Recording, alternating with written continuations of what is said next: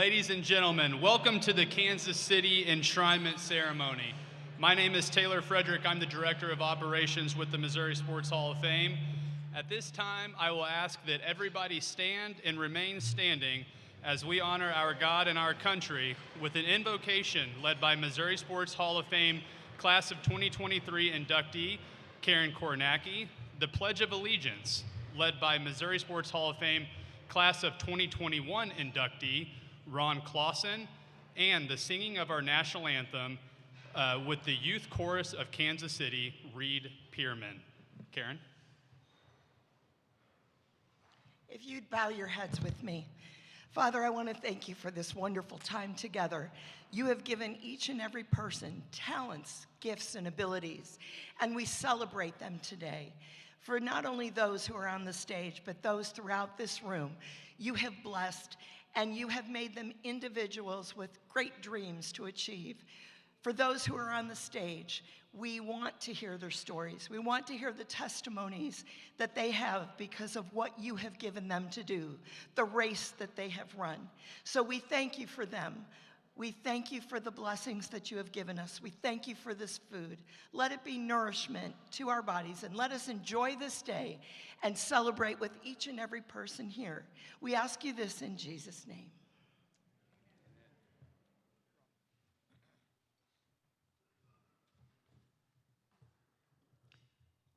I pledge allegiance to the flag of the United States of America and to the republic for which it stands, one nation, under God, indivisible, with liberty and justice for all.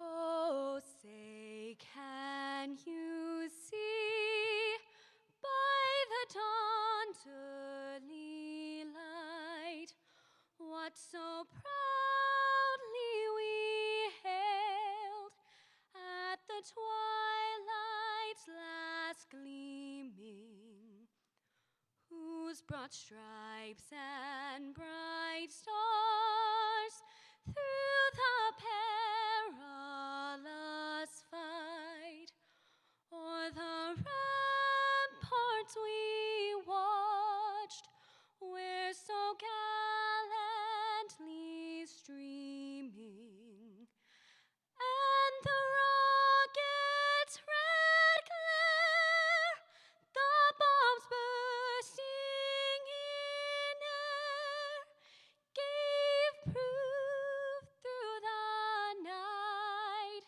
that our flag was still there. Oh, say does that star-spangled banner yet wave o'er the land of the free and the home of the brave?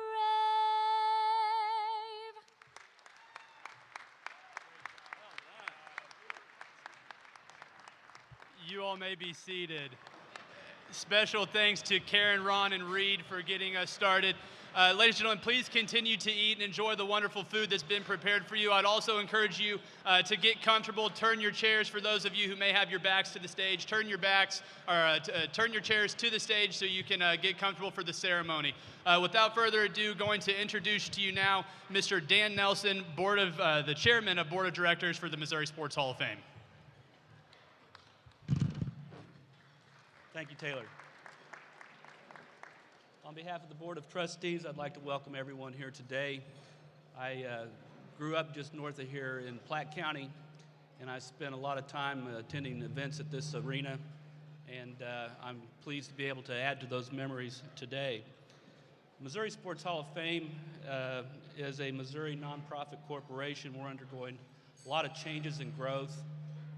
Gerald Andrews, our longtime executive director, has recently retired, and Byron Shive has stepped into some very large shoes, and we are excited about the future. Our facility in Springfield houses a museum with displays Legends Walkway, and if you're ever in our area, we hope you'll come visit us there. As I said, we are a not-for-profit corporation. We depend on events like this and folks like you to support our mission. We're happy you're here today, and we hope you will join us for other events throughout the state. Thank you very much.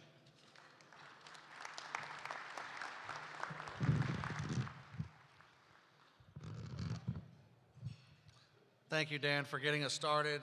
Also want to thank Karen, Ron, and Reed for their participation. I had a couple people tell me while we were during the reception that they did not envy my position as the MC today. I don't envy Reed's position. A beautiful job on the anthem, and we appreciate that. But thank you all for getting us started. Hope you've enjoyed your meal and are ready for an outstanding afternoon of recognizing some individuals and teams that have made quite an impact on Missouri sports history. As we relive some of these great moments and accomplishments in Missouri sports history, we hope to inspire future generations of success and achievement. Our mission at the Missouri Sports Hall of Fame is to preserve and tell the stories of past greats, and in doing so, to inspire the next generation of athletes to go out and compete and accomplish bigger and better things. Today's enshrinement ceremonies here in Kansas City mark a significant change in the focus and planning on our future game plan at the Missouri Sports Hall of Fame. We're headquartered in Springfield, but we want to expand our reach and footprint across the entire state of Missouri, even more so than it already is. We have been coming to Kansas City every 3 years as we've rotated enshrinement ceremonies away from Springfield across the state each year. However, we want to begin telling the stories of as many Missouri greats as possible, and there are so many stories to tell right here in the Kansas City region. Therefore, we intend to hold enshrinement ceremonies in Kansas City on an annual basis moving forward. By next year, the Missouri Sports Hall of Fame will hold annual enshrinement ceremonies in Springfield, Kansas City, St. Louis, and Columbia. We will also be looking at hosting an annual Fall or Hall of Fame luncheon that will rotate around the state to smaller communities such as Cape Girardeau, Kirksville, and St. Joseph. Once again, the goal for all of these changes is to expand the statewide footprint of the Missouri Sports Hall of Fame and to induct and honor deserving athletes, coaches, administrators, officials, sportscasters, sports writers, teams, eras, and programs in a more timely manner. The excitement for today's enshrinement has been building from the moment that this outstanding class of inductees and honorees were announced back on March the 2nd. We are delighted with the turnout today of nearly 600 people and appreciate your attendance. The Missouri Sports Hall of Fame was founded in 1951 and was first located in the administration building at the State Fairgrounds in Sedalia. The first Hall of Fame inductee was Carthage-born Carl Hubbell, a dominant southpaw pitcher for some great New York Giants teams of the 1930s. Hubbell was the first and only inductee in that first year of 1951. In 1961, the plaques on the walls of the administration building were taking up too much space, so the Hall of Fame was moved to the basement of the state capitol in Jefferson City. In 1988, a new Secretary of State office building was constructed about 2 blocks west of the Capitol building, and these plaques were moved and relocated to a conference room in the new facility. As you might imagine, if you wanted to visit the Hall of Fame and see the plaques, you had to make sure that the conference room was not scheduled already for a meeting. In the early 1990s, Norm Stewart, Gary Filbert, and Dave Porter approached Springfield real estate mogul John Q. Hammonds about renovating the old gym at Columbia College to house a Missouri Basketball Hall of Fame. Mr. Hammonds agreed and the planning was initiated. However, early on it was determined that it would be much cheaper to build a new facility than to renovate the old gym. Mr. Hammonds was once again approached about funding the new facility and was very much on board. There was a statewide debate about where to locate this new facility, and as you might imagine, every corner of the state of Missouri wanted it. Columbia, Jefferson City, Kansas City, St. Louis, Joplin, St. Joseph, Kirksville, Cape Girardeau. Ultimately, Mr. Hammond's hometown of Springfield won out. During the early days of construction, it was determined that the new facility should house an all-sports Hall of Fame. If you've been to the Hall of Fame building and museum in Springfield, you may have noticed it has the barrel-shaped roof, and that's a nod to the original plans for it to be a basketball Hall of Fame. The Missouri Sports Hall of Fame opened in Springfield in July of 1994, thus beginning the modern era of the Hall of Fame. You can still view all of those Hall of Fame plaques from 1951 through 1993 on the second floor of the Hall of Fame Museum. The Missouri Sports Hall of Fame hosts a number of events throughout the year that include 3 enshrinement ceremonies this year, 4 next year, 4 Hall of Fame luncheons, 4 celebrity golf classics across the state, a sporting clay shoot, a bass fishing tournament, and many other events. We also manage the Corn Ferry Tour event, which is held annually in July at Highland Springs Country Club in Springfield, the Price Cutter Charity Championship presented by Dr. Pepper, which is one of just 4 tournaments that have been played every year since the tour's founding in 1990.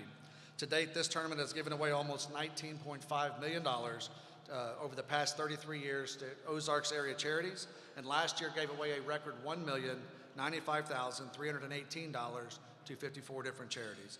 We invite everyone here today to attend the Price Cutter Charity Championship presented by Dr. Pepper, which will be played again at Highland Springs, July 20th through July 23rd.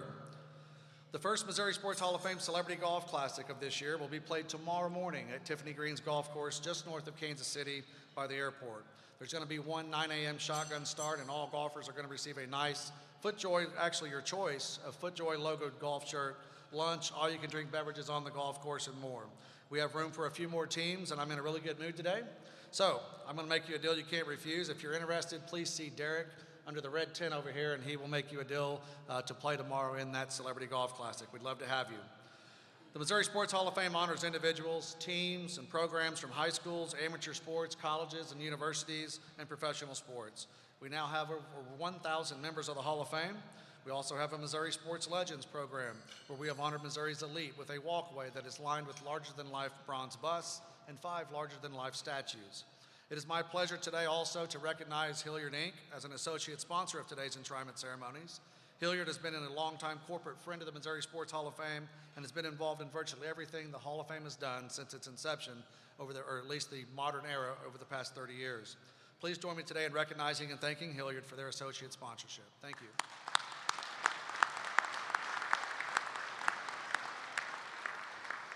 We have a number of table sponsors that are listed in your program on page 5. A very special thank you to each of the table sponsors. As Dan mentioned, we are a 501c3 not-for-profit organization, and our lifeline is events just like these. And so we appreciate everyone who bought an individual ticket, a table, ads in the program. It all adds up, and we appreciate you being here, and your presence is certainly appreciated by these inductees and honorees as well. I hope that you enjoy the printed program and the trading card sheets that are on your table. Each of our table sponsors will receive an autographed print that recognizes today's honorees as well. One of the highlights of our events is the recognition of current members of the Missouri Sports Hall of Fame who are in attendance. I know we have some of you here today, and as I call your name, please stand and remain standing so we can recognize all of you at one time. And I hope that we've got as many of you as possible. We'll give you an opportunity here afterwards to stand if I miss you. I promise it's not intentional. Frank Bowl, Dr. John Brown, Deron Cherry, Ron Clausen, Kelly Donahoe, Bud Epps, Lori Hanaway, Tim Germain, Dave Kendall, Dayton Moore, Kathy Nelson, I'm not sure if she came in or not, Carl Peterson, Bob Roth, Linda Smith, Neil Smith, Tom Smith. We have a couple of Missouri sports legends in attendance, Bobby Bell and Gerald Andrews. Is there anyone else that's a member of the Hall of Fame or that I've missed today? If so, please stand at this time. We appreciate all of you being here. How about a round of applause for our Hall of Famers?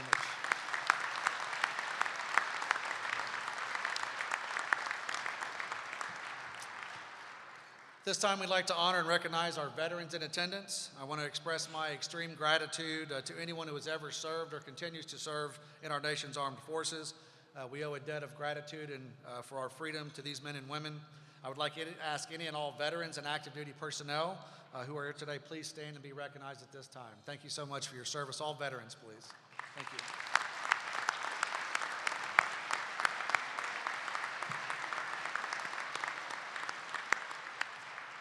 Thank you for your service. We will recognize some outstanding teams this afternoon, and I get to work with an outstanding team every single day. We keep a very busy schedule at the Missouri Sports Hall of Fame, and it would simply not be possible without the tremendous work of our Hall of Fame team. Allow me to introduce them to you at this time. Carrie Norris, our Vice President of Marketing. Taylor Frederick, who you met earlier, Director of Operations. Carrie Booyer, Director of Media Relations. Chris Belvin, Director of Communications. Derek Wilson, Director of Facility Management. Noah Tucker, Social Media Coordinator. Jack Pitts, Administrative Support Specialist. Not with us today is Dell Whitty, our accountant, and Coleman Swerk, you'll see his work on the videos. How about a round of applause for our awesome Hall of Fame team?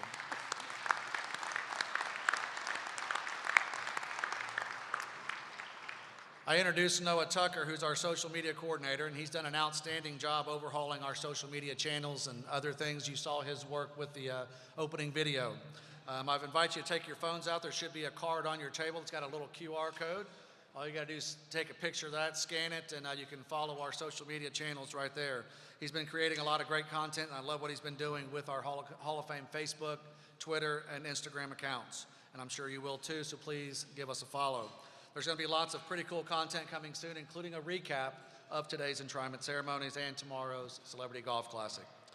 I'd also like to point out the Hall of Fame gift shop to my right, your left, under the red tent. We have several different items for sale, including short-sleeved and long-sleeved Hall of Fame shirts, trading card sheets, inductee prints from today's enshrinement, Kansas City Royals mini helmets, soccer balls, baseballs, footballs for autographs. You can see Derek over at the gift shop, and he'll take care of you. Today we're going to induct 13 deserving individuals, an undefeated state championship team, a historically great college team, a pair of remarkable program eras, and a dominating program. We will also bestow the President's Award to a longtime friend and supporter of the Missouri Sports Hall of Fame. You'll find a nice bio page in your program for each honoree, and I'll share some brief comments by way of an introduction of each honoree, and where they're going to watch an introductory video chronicling the Hall of Fame career of that inductee. Following each video introduction, the inductee will speak for about 3 minutes and be presented with a plaque recognizing their induction into the Missouri Sports Hall of Fame. I might add, if you are a member of a team, era, or program, whenever your video starts playing, please make your way to the stage. Our staff should be assisting you, but please make your way to the stage once the video begins playing. We're going to get started with our enshrinement ceremonies at this time. Thank you so much for being here. Our first inductee today was really fast. In fact, she won the 100 meters and 200 meters all 4 years of high school and competed in the Olympic trials as a high school senior before enjoying an outstanding collegiate career. Let's take a look at the remarkable career of Muna Lee.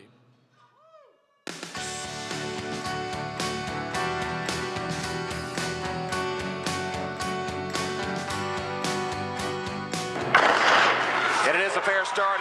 On the biggest stage, in front of the biggest audience, she performed her very best. And here comes Muna Lee at the line. A lean by Muna Lee to get her the championship. She was beating college girls when she was in high school. So I guess I expected it. So it was really no surprise. I was elated that she accomplished it, but never was it a surprise. Muna Lee's track journey began at Central High School right here in Kansas City.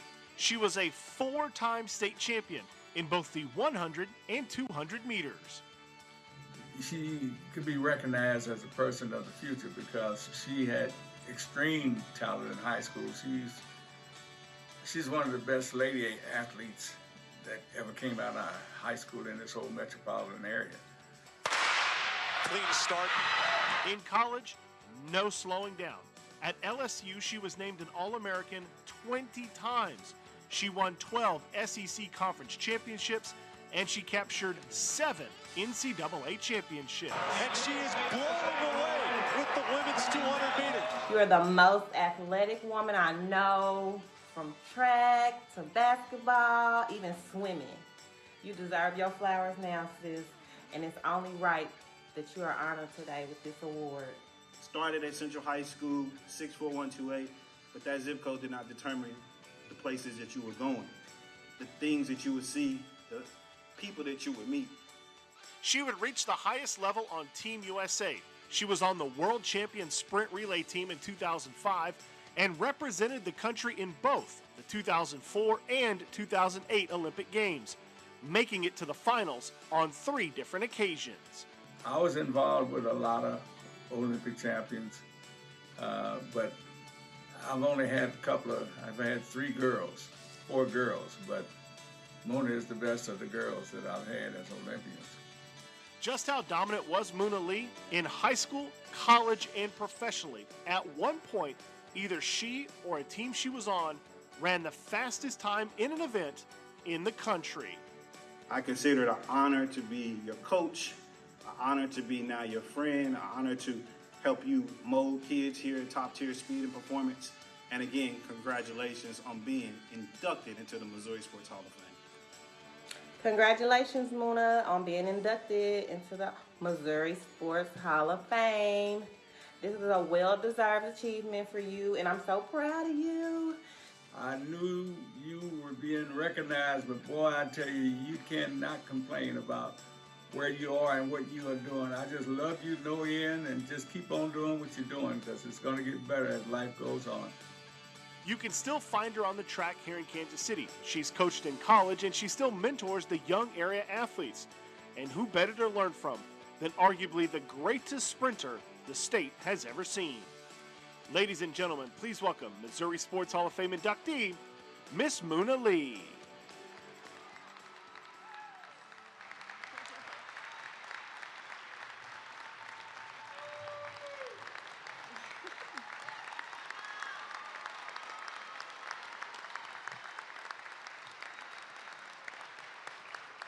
Thanks, everybody. Thank you, God. I'm supposed to tell a story, but I'm just saying thank yous. To my parents, they were both athletic. I don't know which one of them gave me their fast switch muscles, but I'm very thankful. To my brother and sister, Keith and Mecca, they were my biggest supporters, my therapists through everything. They were my biggest competitors too, and they're my heart. Thank you for coming.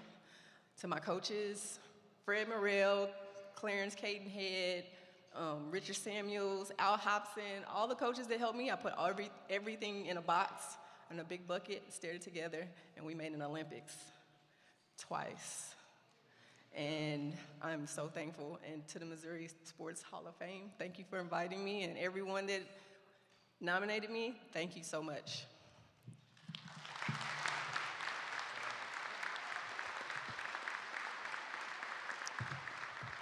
I know Muna's got family and friends, coaches. If you're here on behalf of Muna, please stand. Thank you for coming out today. The plaque reads, Muna Lee, enshrined as a member, April 23rd, 2003, in recognition of your outstanding contributions in the sport of track and field.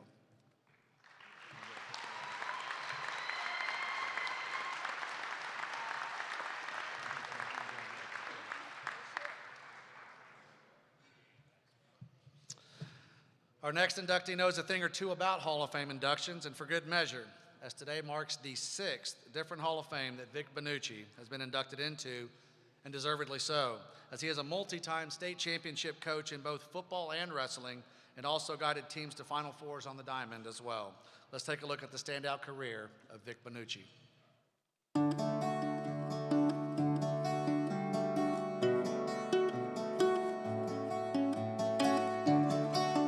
On an old football field in Excelsior Springs, he produced some magical seasons. He's a leader of men, he's a developer of men, he's a role model.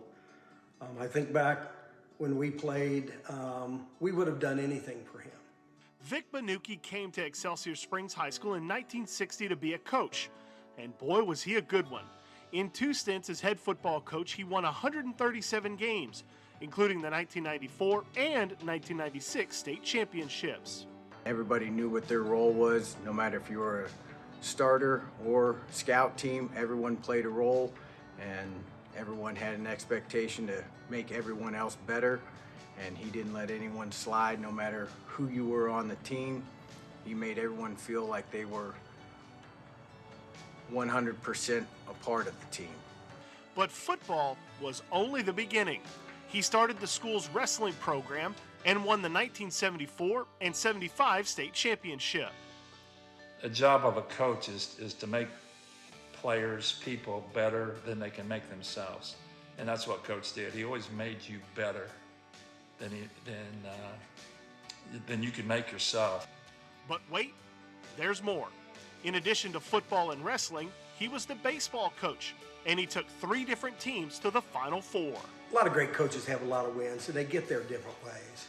Much more than any game that he ever won. He was successful in everything he ever did. Didn't matter if it was football, wrestling, he coached baseball, and went to the pinnacle in all those. But it was more about the way he lived his life and he treated the people around him that gave me the admiration that I have for Vic. No matter what it was in the classroom, in the weight room, or on the field, or whatever sport, whatever extracurricular activity you were in, he expected you to get better, and he was there to help you in any way he could to make you better.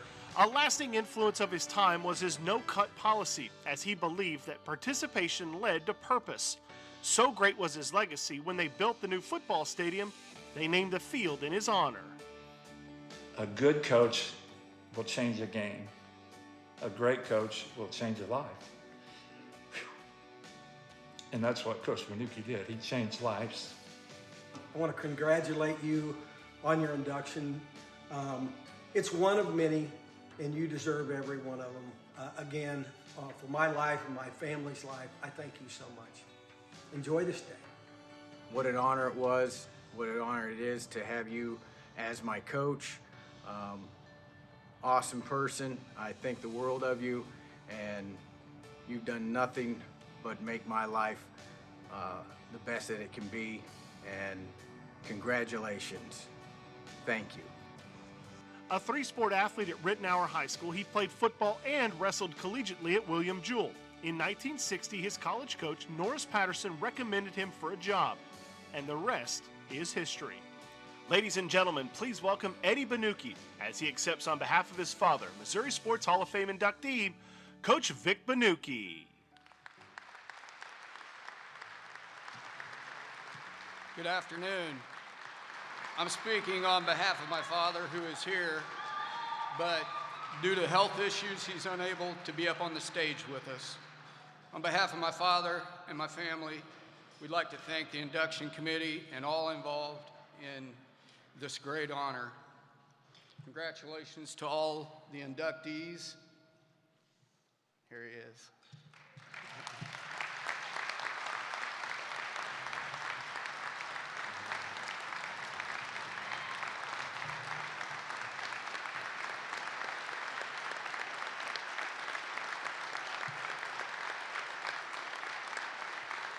On behalf of my father, he'd like to recognize and thank all his former assistant coaches, John Shepard, Niall Brown, Sam Schaus, Jeff Rich, and so many others. I apologize if I'm leaving anybody out. He'd like to thank his quarterback club, which was his right-hand group that provided him everything he needed to be as successful as he was. He'd like to thank the fans and the community. Excelsior Springs fans were the best, hands down. Thousands in attendance at every game. Didn't matter if it was home or away. We always outdrew our opponent. I'd be in big trouble if I didn't mention my mom. She's the epitome of the coach's wife. She dedicated her life to him. Thousands of athletes that have come through Excelsior Springs refer to her as mom to this day.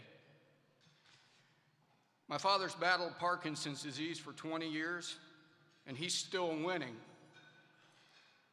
In that time, he's never once said, "Why me?" Part of this is what makes him who he is. Faith tells him, play the hand you're dealt, and play it to the best of your ability. He taught his players this, that no matter what the circumstances, no matter what the odds, prepare for battle and overcome obstacles. So what makes him who he is? He taught God, family, school, sports, in that order. He believed in kids, no matter what the circumstance. He taught them to believe in themselves. He coached perfection. Practice until you get it right, and then practice until you get it perfect. As the kids began to see improvement, their confidence soared, and then they began to see their teammates improving right along with them, and their confidence soared even higher. And when you get a group, an entire team that believes in themselves and believes in their teammates, that's when the magic happens. My dad was the best at getting a team and his players to play at their highest level. His message would be, never give up on kids. Kids haven't changed. The world in which they're growing up has, but kids just want to know you care. Thank you again so much for this honor.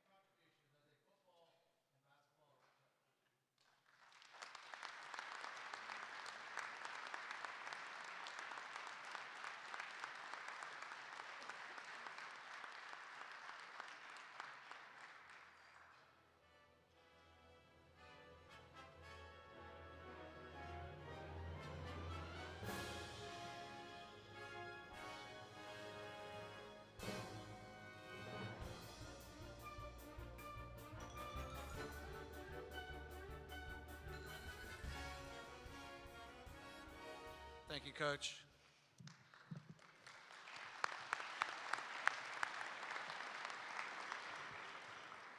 What a remarkable 9-year run it was for our next inductees, who advanced to the Final Four 8 times in 9 years and won an astounding 7 state championships during that historical era. Let's take a look back at the 2002 to 2010 era of Archbishop O'Hara volleyball.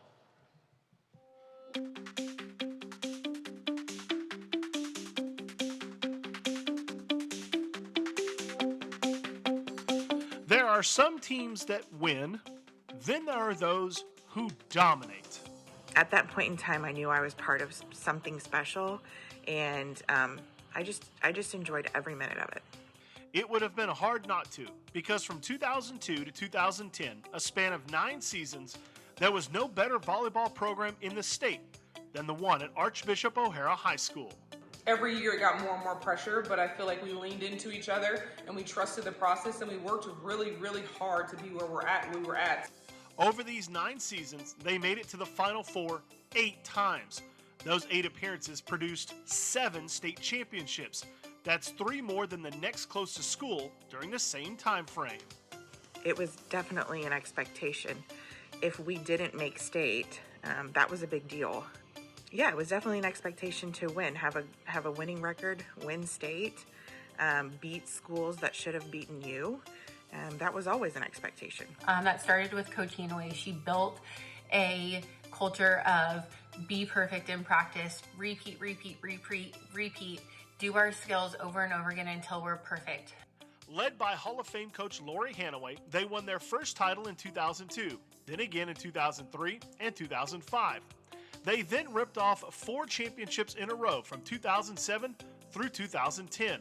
They are one of just 7 schools in Missouri history to win 4 state championships in a row. Being a coach now, I remember all the lessons I learned from Coach Hanaway and about hard work and perseverance and pushing through things that are super duper hard. And so I'm so thankful for that time. She did not give us any slack. She knew what we were capable of, and she held us to that standard. And I think that's the reason why so many of us went on to have such successful volleyball careers. Even though Archbishop O'Hara shut down in 2017, the legacy lives on through countless players earning all-state honors and then playing in college, or their 7 championships in 9 years, which is still the 5th most by any school in Missouri. Congratulations to all my former teammates and coaches for this induction into the Missouri Sports Hall of Fame. Congratulations to everybody. We were really a part of something special. And then I also want to say a special congratulations to Lori Hanaway for all of the hard work that she's put in over the years. You truly are a legend. I wish I could be there, but I am 8.5 months pregnant, so baby could be here any day. Wish I could celebrate with everybody. Congrats. Also, thank you to our family and friends for supporting us, cheering us on at every little game, all the way to the state championship games. We love you guys and wouldn't be here without you. Congratulations to all my teammates. They produced one of the greatest runs in all of Missouri sports. Please welcome their head coach, Lori Hanaway, as well as members of the 2002 to 2010 volleyball program from Archbishop O'Hara High School.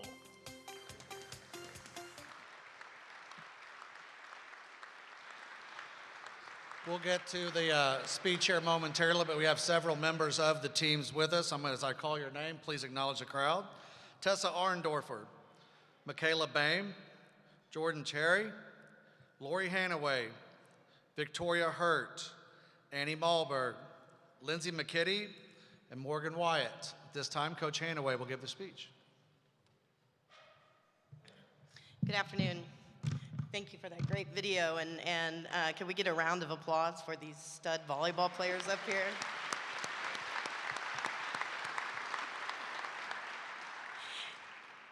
I would like to start by thanking the Missouri Sports Hall of Fame, the work that you do on behalf of athletes, for high school athletes, female athletes, to stand up here among collegiate and professional athletes is outstanding. You know, we're kind of like, oh, Cain's here. Yes, you know, so this is a great honor for all of these kids. I don't think I'm going to race Muna Lee, but we're certainly glad to be here. So thank you on behalf of the Archbishop O'Hara High School volleyball program. I started as a 23-year-old coach, and admittedly, I didn't know anything. I still don't know a lot. But I remember thinking just to win a big game would be awesome. To win a conference or district championship would be the pinnacle. You know, what if we could make it to state? What would that be like? And could we actually win a state championship? That's what it was all about at the time. But I soon realized that it was about much more. Winning is just the outcome. It's a great outcome, but it's not what makes it profound. These 6 beautiful, intelligent, and talented women standing behind me are what it's about to me. Watching them grow from gangly girls with mouthful of braces into beautiful, accomplished, intelligent, outstanding women is what it's about to me. We have doctors, PhDs, nurses, social workers, engineers, coaches, wives, and mothers. These teenagers are now strong and confident, and they're leading the way for others. They've learned that hard work, doing what's seemingly impossible, and being a part of something bigger than ourselves gives us hope and meaning. Don't get me wrong, I love to win, but I love the people I do it with more. My own 3 children are here today, along with my wonderful husband, Danny, and talk about some big wins in life. Lindsay, Nick, and Abby, you are the best thing about me. In fact, you are the best thing I've ever done. Being a high school volleyball coach has always been such a major part of my identity, but my most important role continues just being your mom. My own daughter, Lindsay, stands up here with me. Lindsay, along with a few other these players, won 4 state championships, 3 right here in this building. In fact, we warmed up down here and won those championships. And those were some of the most special moments of my life with my daughter. Sometimes we rode home in silence after a hard practice, and Dad would just be, oh, here we go. But what a great experience, and to see her a mother now is even better. Archbishop O'Hara is closed now, but what a run we had in volleyball, starting with the great teams in the 90s that came so close to that coveted championship. I remember so clearly the first championship in 2002. I remember one of the players in the huddle said, let's do it for Hanaway. And I was just thinking, I want this so badly for them. And then the 2007 championship, 3 of these freshmen up here, we weren't supposed to win, and we did, and then they set in motion 4 state consecutive titles. So thank you to all the players that contributed so much to our program and making this much older coach so very proud. You and your teammates exemplify dedication, passion, and teamwork, and that's what it's about. Thank you.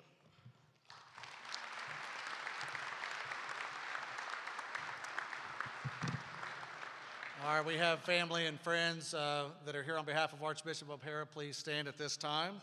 The plaque reads, Archbishop O'Hara High School 2002 to 2010 volleyball era, enshrined as members April 23rd, 2023, in recognition of your outstanding contributions in the sport of volleyball.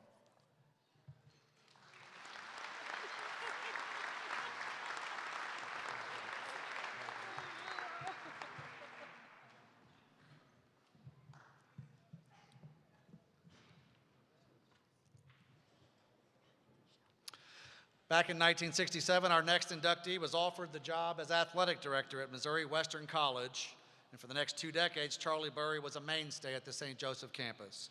Even after retiring in 1984, Charlie continued to support Griffin athletics and today takes his rightful spot in the Missouri Sports Hall of Fame. Let's take a look at the impactful career of Charlie Burri.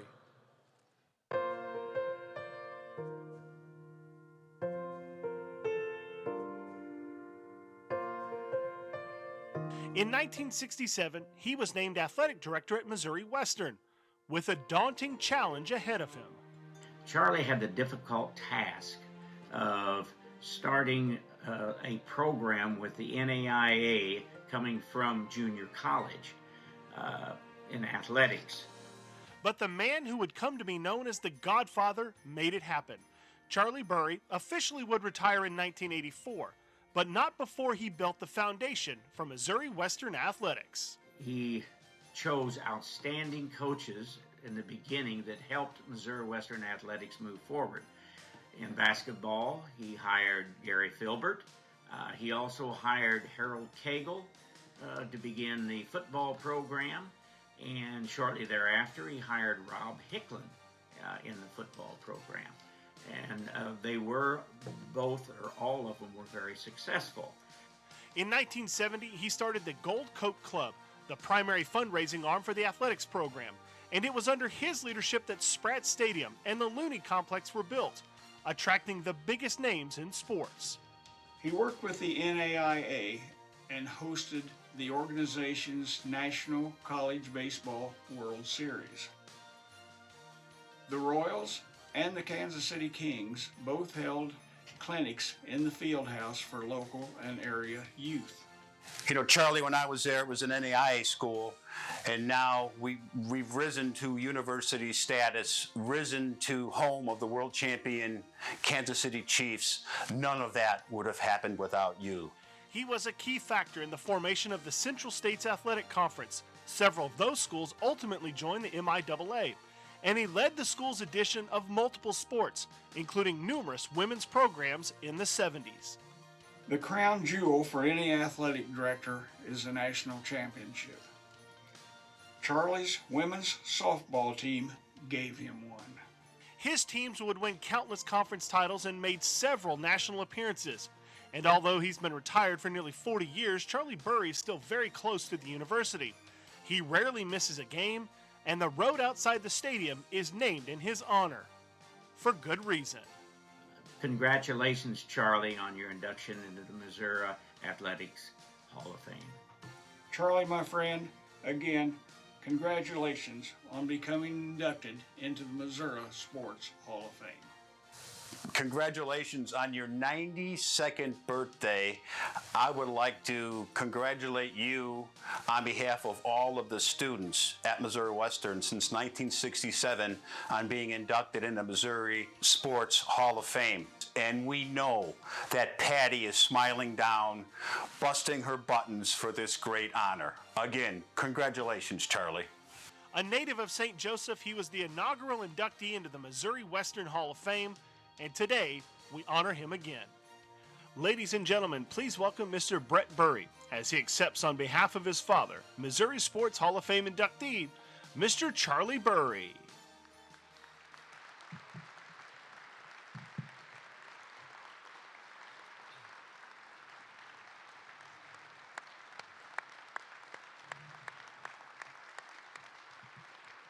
Way to go, Dad. Way to go, Dad. I'm Craig Burri. I'm here because I lost at rock, scissors, paper back there. And sound a little rough. My teenage son thought it'd be a good idea to camp out last night at Table Rock Lake. So early morning run up here from the Ozarks, and very proud to be here to speak about my father. And we're really proud of him. At 92, he'd be up here, but I can promise you, you'd have turned this into lunch and dinner if he got going on those Missouri Western stories. I'll tell you what, this means a whole lot to him. I want to thank the Hall of Fame. It means a lot to our family. This, I believe, is his 5th Hall of Fame he's going into, so he loves it. He's been telling everybody about it in St. Joe, I can promise you. He started his coaching career at Fawcett and then at Benton, and then at Missouri Western, and all those things have in common. They're all in Northwest Missouri, where we spent a lot of time quail hunting, duck hunting, and I'd say it was always the university that kept him there. He was loyal to that for all 25 years. He had opportunities to leave and go other places, but I thank God he stayed there because lifelong friends that him and my mom, Patty, had built and still have. My dad still has many friends.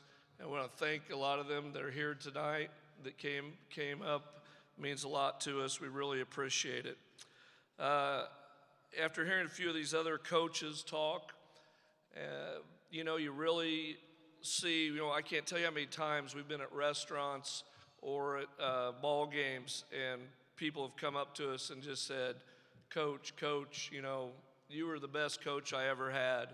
And when you think about it and you look around the room, the ripple effect of that, of how many thousands of lives you're touching and changing and impacting, and that's really what a coach does. And he did a great job, and he's reached thousands around the state of Missouri for sure. When you look at the coaches that he coached and who have gone on to coach at other places very successfully. Again, we want to thank all the colleagues from Missouri Western, lifelong friends of my dad's, and we just really, again, as a family, thank you all so much for this honor. I got to go off script here. I can't believe it, but I'm a huge Royals fan, Chiefs fan, and I see Carl Peterson over here, and that makes me nervous. But I got to tell Lorenzo Cain's story real quick. He knows nothing about. But 2014-15, I live in Springfield, Missouri, and it's pretty red down there, I can tell you. So we got to fight to be Royals fans since '85. I came up with my 3 sons to 3 different games, and you just rolled into Kansas City with a wad of cash in your pocket and prayed you'd find a ticket. So the last game at the Royal Stadium, there were no tickets to be had. There was no scalpers, there was nothing. So me and my 9-year-old son had a little sign that said, we need 2 tickets. And the good Lord was shining on us this day, Lorenzo. I'm gonna tell you how. We walked around that stadium for 2 hours and we couldn't get in. And we come up the last chance, about the first inning, I said, let's go. Let's go to the Diamond Club. I got a buddy that's in there. We'll try one more thing. So we get down there and kind of walking in the door, and here comes this beautiful lady coming in.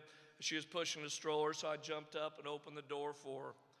She walked in, said thank you, and sat down right next to us. And I'm kind of doing a little salesmanship on the doorman. It wasn't working at all, and she overheard me, and she said, we had 2 friends that didn't show up. Do you want our tickets?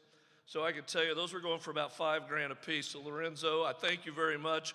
And it was a blessing to my family. And I knew they were really good seats because Bill Self was sitting behind me. So thank you guys very much.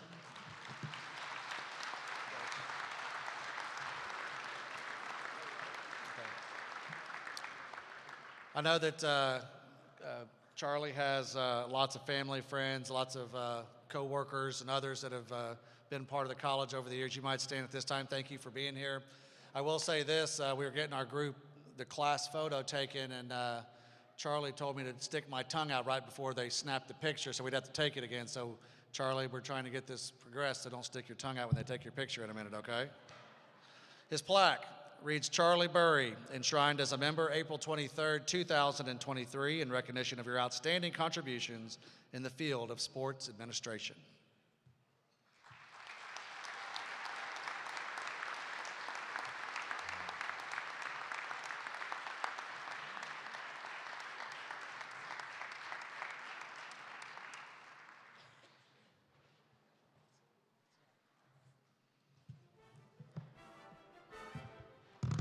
Congratulations, Charlie.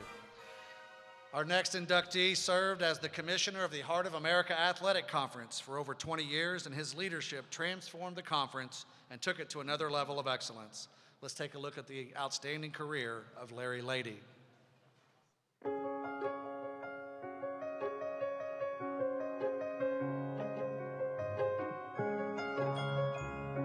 It is one of the hardest jobs in sports, and for decades, he was as good as anyone. And from the very beginning, Larry took me and so many other young officials under his mentorship, and we all became better officials for it. From 1959 to 2000, 41 years, you could find Larry Lady in the official stripes, calling college games in Missouri and Kansas, including 4 times at the NAIA Basketball National Tournament. There is simply no question that Larry Lady positively impacted the lives and officiating careers of literally hundreds of officials from across the country, both men and women. He would go on to serve as the NAIA National Supervisor of Officials for 17 years, and for 20 years he was the commissioner of the Kansas City and Huron High School Leagues, supervising more than 350 officials a year in Metro Kansas City. He is a kind and passionate man, but more importantly, he's that transformational leader that any organization needs to be successful. The Heart of America Conference agreed, and in 1993 he was named commissioner, a post he would hold for 21 years. One of his biggest moments was the creation of an academic scholarship for the best male and female athletes. The conference named it the Larry Lady Academic Scholarship. He was also just very interested in the students as people on our campuses. He came to my campus multiple times, and I know he did other schools as well. I just thought he had a very caring spirit.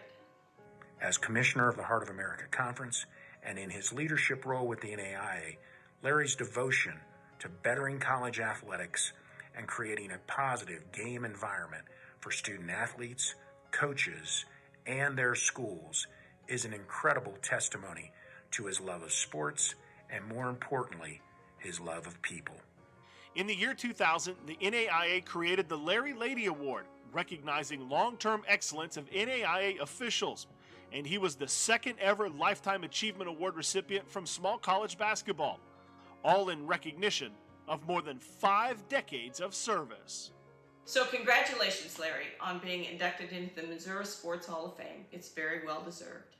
Larry, I know that I can speak for your entire officiating community when I say congratulations on this most distinguished Hall of Fame induction. It is so richly deserved.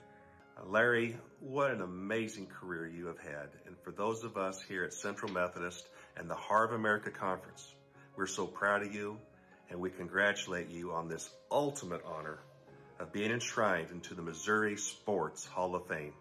Congratulations, Larry. It is our honor to recognize his more than 50 years of commitment. Ladies and gentlemen, please welcome Missouri Sports Hall of Fame inductee, Mr. Larry Lady.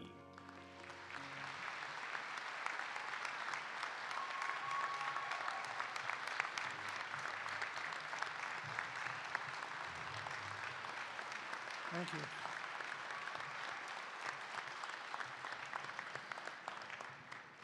I want to first congratulate my fellow inductees today, especially the one just before me.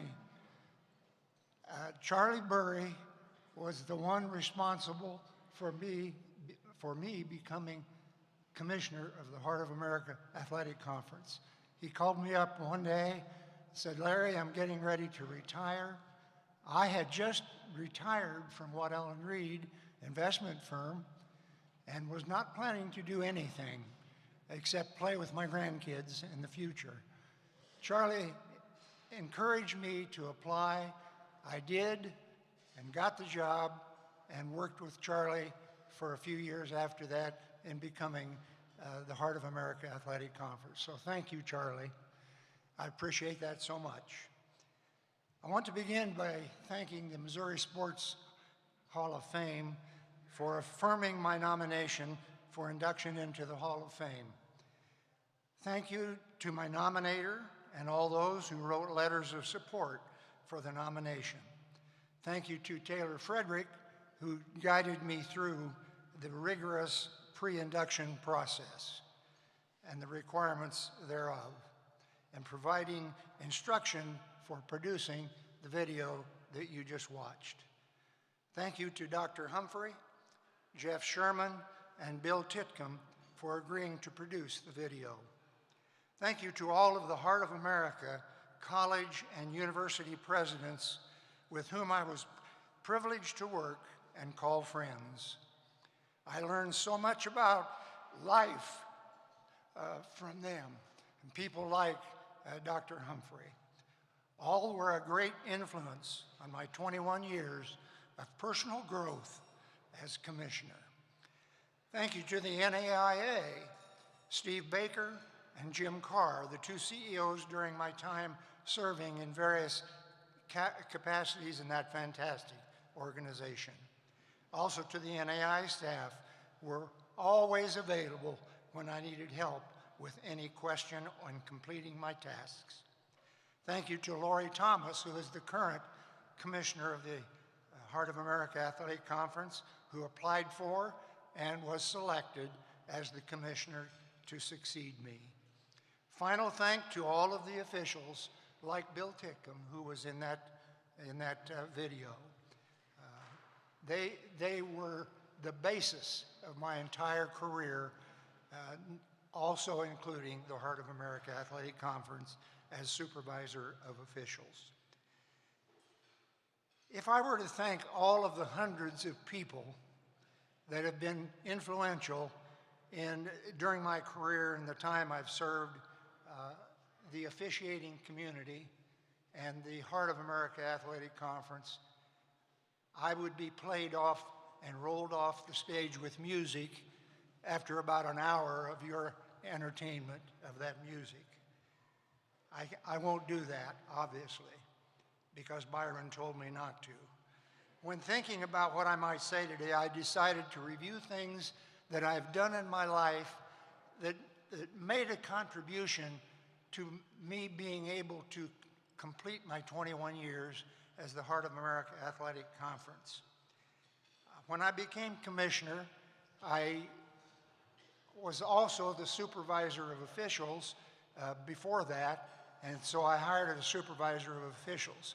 All of the officials made me look pretty smart for the officials that I had assigned to the Heart of America Games over those years as supervisor officials. I coached basketball for 4 years in high school, and I learned a great deal about coaches and officials. I got a technical foul in about the second or third game I worked in my first year, and the official didn't like the way I was conversing with him, and I didn't much like the way he was taking and reacting to my conversation with him. I sold securities for 50 years and worked in an executive capacity, and I learned a great many management skills that were beneficial to me in completing my job at in the Heart of America Athletic Conference. I did play-by-play radio for basketball and football, high school and college games. And I was able to observe officials and coaches and administrators at those games, as I had to do when I became conference commissioner in the Heart of America. I worked for the Big 12, observing D1 officials and critiquing them, evaluating them for a report to the Big 12. I learned a lot about observing and evaluating and selecting officials to be assigned to the NAI National Tournament. In conclusion, the induction has been a very humbling experience for me. This journey through my working life has been a blast and has allowed me to help others realize their dreams and aspirations. The final chapter as Heart of America Athletic Conference Commissioner has been an incredible blessing working with some fantastic people, including the student athletes. Thank you so much.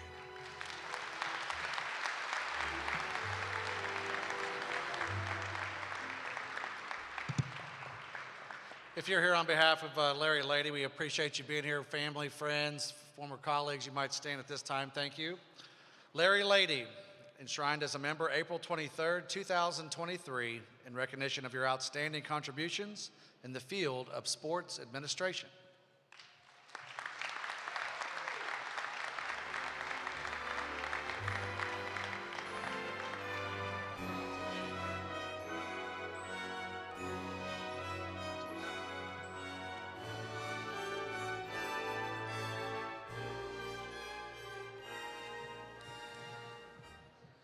Back in 2003, the William Jewell women's soccer team was the best in the nation for most of the season.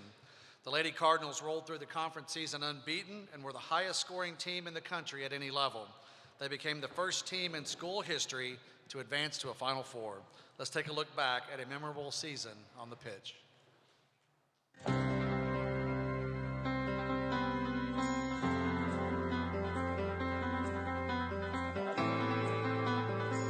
This field, 20 years ago, played home to one of the best teams in the country. We had no idea what we were doing at the time. We were just a bunch of kids that had a passion for soccer and wanted to play, and we didn't want to lose. We just kept wanting to win. Well, they figured it out, and the 2003 women's soccer team at William Jewell became a juggernaut. They scored more than 100 goals in just 23 games.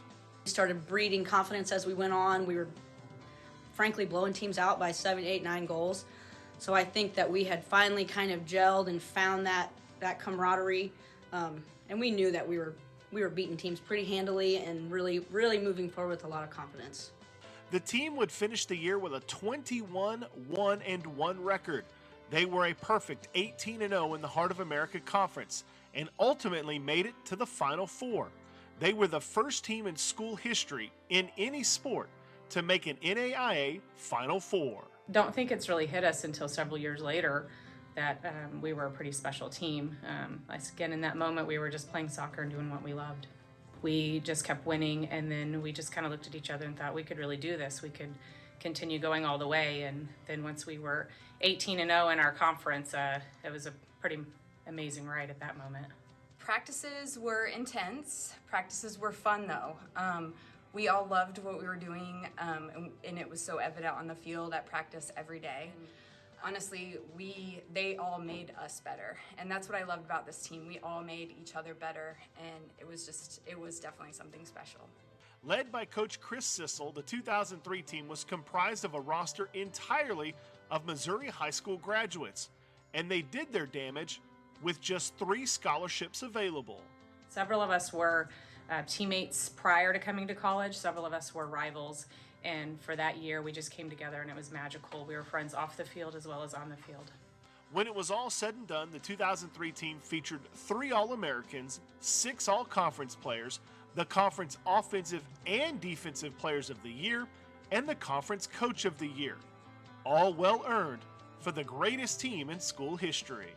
It was such a dream season, but it took so much hard work from everybody. The 3-a-day preseasons, the coaches, the families, the meetings, the training staff. I mean, everybody really played a huge role in that for us. So yeah, congrats everyone on such an awesome accomplishment. I want to congratulate my teammates and my coaches for a wonderful year and thank them also for all of their support to get us where we needed to be. This is an amazing honor, and I absolutely loved playing with each and every one of you. So congrats. Ladies and gentlemen, on the 20-year anniversary of their incredible season, we recognized them today. Please welcome their coach, Chris Sissel, as well as members of the 2003 women's soccer team from William Jewell College.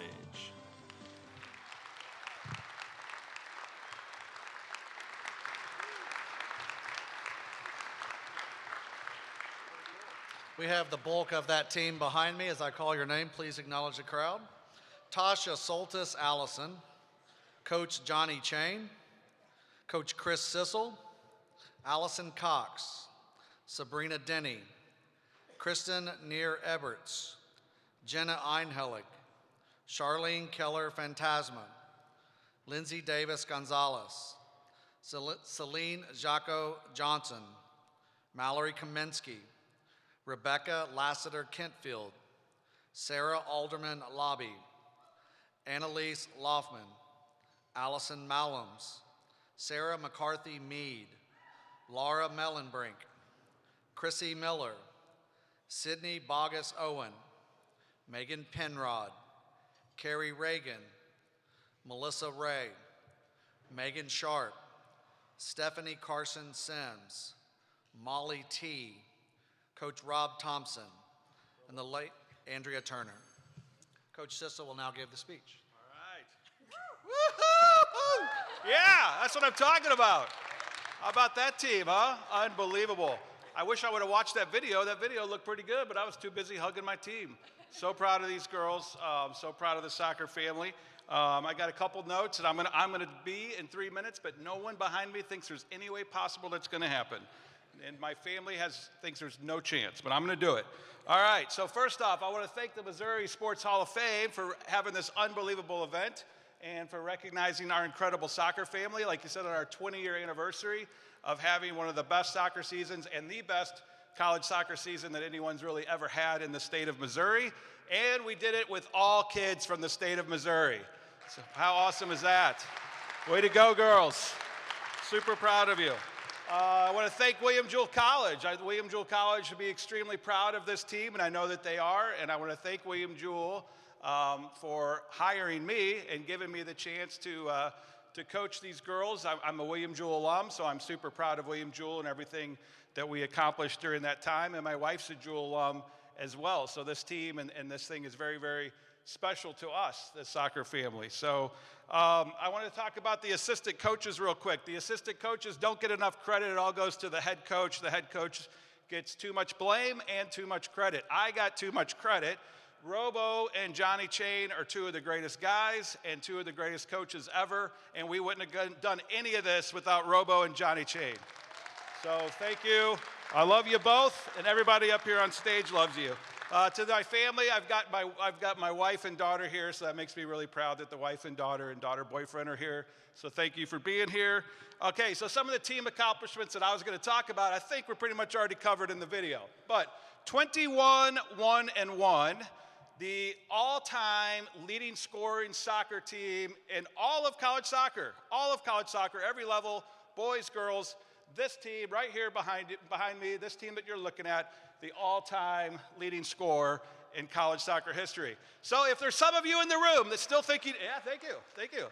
If there's some of you in the room that still think that maybe you don't love soccer like everyone should and like the whole world does, if you would have seen these girls play college soccer in 2003, you would love soccer because it was that fun, it was that good, and we scored goals whenever we wanted. So, all right, so we actually had two girls on our team score over 40 goals. Most college teams are happy if the entire team scores 40 goals in a season. We had two girls score 40, so it was fun. All right, so stats are stats. I'm going to get away from stats. The reason we had so much success and the reason we had so much fun is because of our culture. Is because of the culture that these girls created, the culture that William Jewell allowed us to create. It was all about family. It was all about family. And we don't have one of our family members with us here today. Andrea Turner passed away about 8 years ago. And, I just wanted to say, Andrea, we love you, and I know you're looking down, and I know you're super, super proud of all your teammates and everything that they accomplished. And I got to move on or I'm going to cry.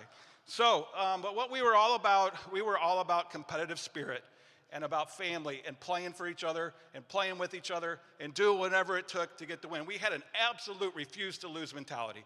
Absolute refuse-to-lose mentality. We loved each other. We played for each other. Our training sessions were so passionate, so competitive. Our games were incredible. Oh, my God, I love this team. I absolutely love this team. So it was so much fun. I can't believe it was 20 years ago.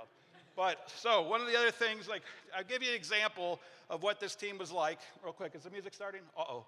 All right. So we're in the Elite Eight. We're in the Elite Eight. You know, the quarterfinals of the national tournament. We're playing Azusa Pacific. Azusa Pacific is the #1 ranked team in the nation. Been ranked #1 all year. We're down 1-0 at halftime. I think I give this great halftime speech. Second half starts. We give up a goal immediately. We're down 2-0 in the second half in the Elite Eight, the quarterfinals, and we come back to win 3-2, and it's all because not one girl on this team, not one girl was going to refuse to lose. No one was going to stop playing. No one was going to stop competing, and we got all the way to the Final Four, 21-1-1. The only loss this team had in an entire season was in the Final Four to the eventual national champion. It's unbelievable. It really is unbelievable. So I just want to tell everybody, I absolutely love you. I love the way you played with so much passion. I loved your confidence, and I love the fact that we expected to win. All right, love you all. The music's starting. I'm leaving. See ya.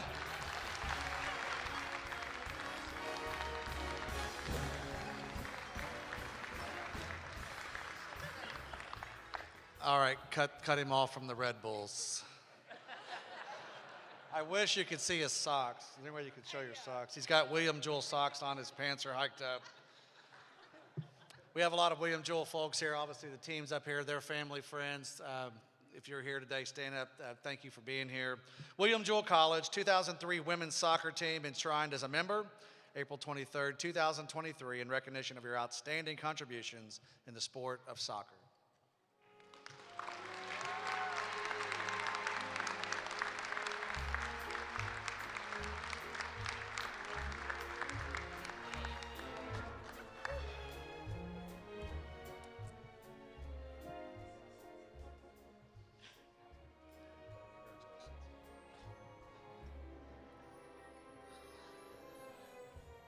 Our next inductee is a better golfer than you. She has won a record 7 Missouri Golf Association women's amateur titles and is an 8-time champion of the Kansas City Women's Match Play and 4-time Country Club champion. Her record of 70 and 15 in Missouri amateur matches won leads the second place player by 18 wins. For good measure, she also won 5 Kansas Women's Amateurs. She is Karen Schull-McGee, and here's a look back at her standout career.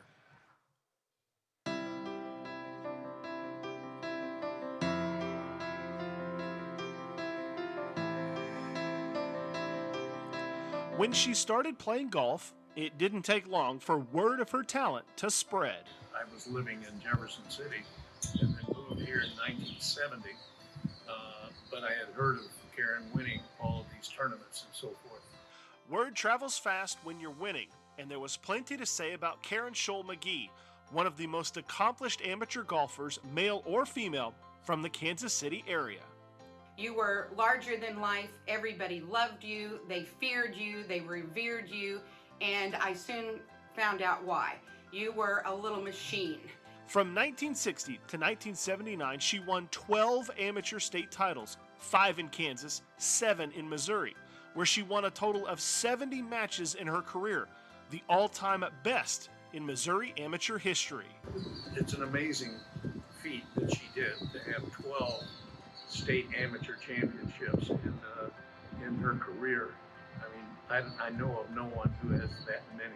Plus, she has many other titles to her credit. You know, I thought I was there to take on the world. Well, you promptly showed me that I wasn't there to take on the world. You were the world. You were Missouri amateur golf. 7-time champion, 4-time runner-up, and you retired early to concentrate on your nursing career. So there's no telling how many you would have won had you kept up your golf. Before she retired, she won the Kansas City Women's Match Play title 8 times, and she was the 4-time Kansas City Golf Association Player of the Year. She also played in the Trans-Mississippi Championship 4 times and made 7 appearances in the USGA Women's Amateur. You were tenacious, you were ferocious. I remember in the one rule of thumb, back then, the Missouri Amateur was match play. And so you never wanted to be in Karen's bracket. Her golf career began at age 12. By the time she graduated from Southwest High School, she'd make her first of 5 appearances in the Western Amateur. Then at the University of Kansas, she was the intercollegiate runner-up. She then built her amateur career until her retirement in 1980. She was a great golfer, a great human being, and I'm certainly glad that she is being inducted into this 4th Hall of Fame in the last 9 years. She is very, very deserving. Probably one of the highlights of my whole life was when you got to hand me the championship trophy when you didn't play in 1981 at your home course at Brookridge. And so you finally let somebody else win, and I won, and you got to hand me the trophy. So that's a highlight of my life I will never forget. And again, I'm proud of you. Congratulations. I only wish I could be there in person to share this with you, but Godspeed. Her golf journey began in the early 1950s when she signed up for the Kansas City Junior Golf Program. It was the beginning of an amazing golf career. Ladies and gentlemen, please welcome Missouri Sports Hall of Fame inductee, Mrs. Karen Schull-McGee.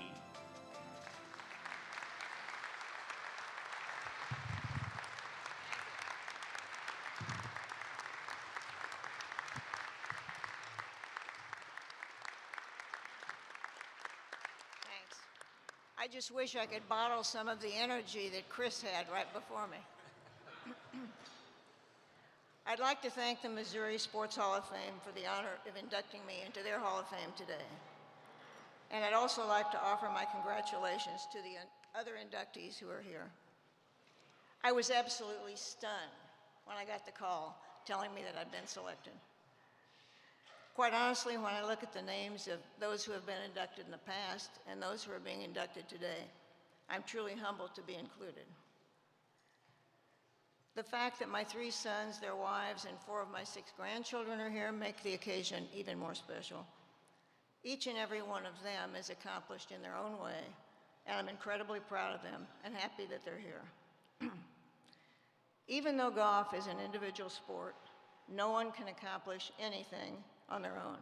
It takes a lot of help along the way to make any person's success possible. And believe me, I've got so much help, I can't begin to name all the people that helped me and supported me.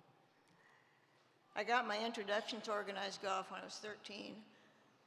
An accomplished amateur in Kansas City, Marion Gold, invited me to join her junior girls golf program, which consisted of playing golf on Mondays during the summer. And that was about it. That was about it. There were no high school golf teams for girls. There were very few college teams. This led to my first real golf lessons from the legendary golf professional Duke Gibson. My folks wanted me to have an outstanding, highly regarded teacher, and Duke was that person. He inspired me to be a better player and a better person. I would only wish that everyone could have a Duke Gibson in their lives, no matter what they do. I've played in tournaments at every level, and the Missouri golf tournaments amateur was always special to me. I won my 4th state title one July. It was 95 degrees for the 36-hole final. I remember it because my 2nd son had just been born in April of that same year. To continue that same theme, one of my Kansas City match play wins was in August, and the temperatures were in the hundreds all week. Again, I remember it because I was pregnant with my 3rd son, who was born later that year in October. At one point, I considered briefly playing professionally, but ultimately made the decision to remain an amateur and start a family. And I haven't regretted that decision for 1 second.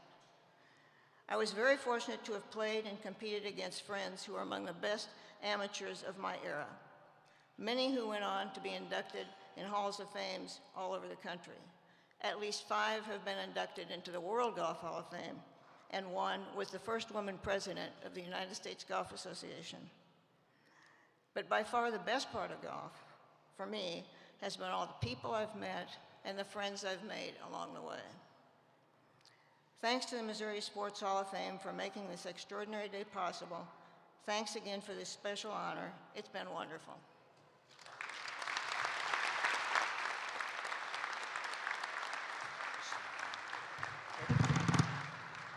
I know Karen mentioned her family. She's got family and friends and grandkids and others that are here. You might stand at this time. I appreciate you being here. Her plaque. Karen Scholl McGee, enshrined as a member April 23rd, 2023, in recognition of your outstanding contributions in the sport of golf. Thank you so much.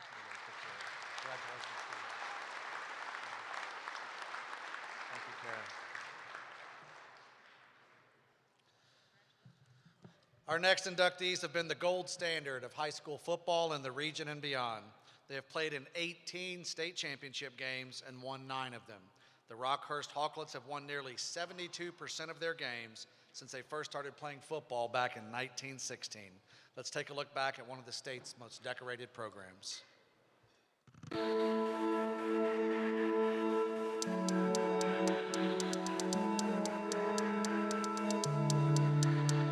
This picture is from 1917.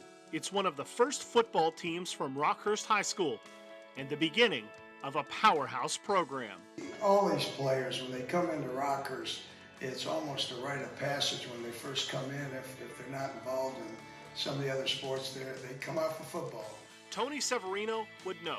He is one of just 4 coaches that Rockhurst has had since 1951.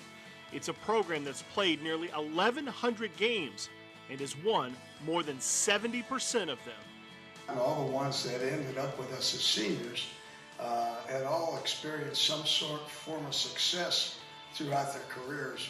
But if it wasn't just for the success, it's for the relationships that they made.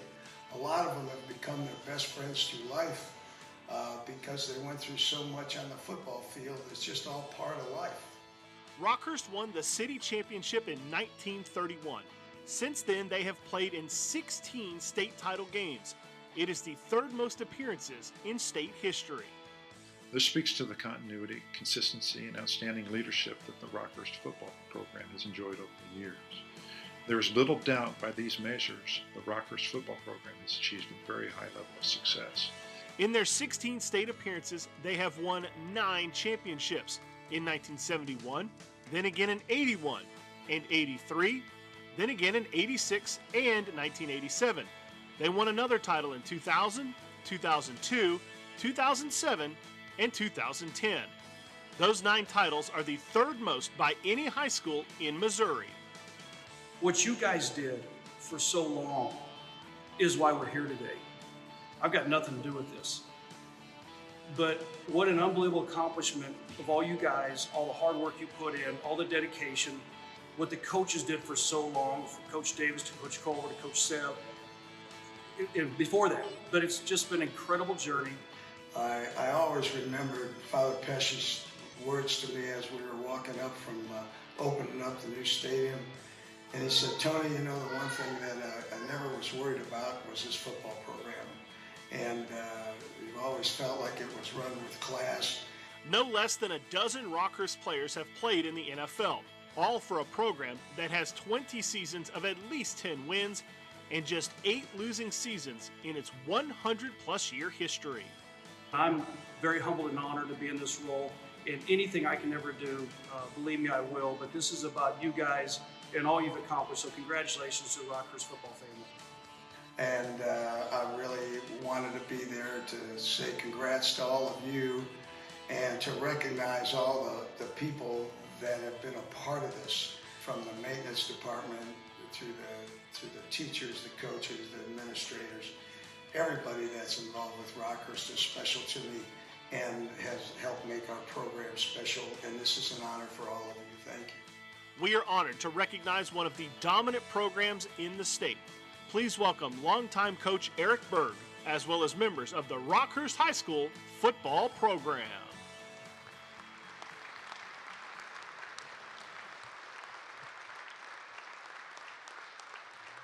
We have several former members of the Rockhurst football program with us. Please acknowledge the crowd as I call your name. Ryan Anderson, Robbie Arthur, Adam Ballantyne, Matthew Ballantyne, Eric Berg, John Brown, Stephen Charbonneau, Christopher Clarkson, Brandon Cottrell, Michael Day, Kelly Donahoe, Scott Edmonds, Joshua Hawley, Tom Cruz, Frank Lingard, David Manning, Paul McGannon, David Meredith, John Morris, Jerry Reardon, Trevin Reed, Tim Reedy, Steve Scanlon, Lance Shelton, accepted by his father Anthony Shelton, Cecil Stockdale, Mike Sullivan, Carl Tutorino, Nick Vaughn, Brian Wilson, and Ryan Worth. This time, Coach Eric Berg will deliver the acceptance. Thank you. Is this a good-looking group or what? I think we can suit these guys up.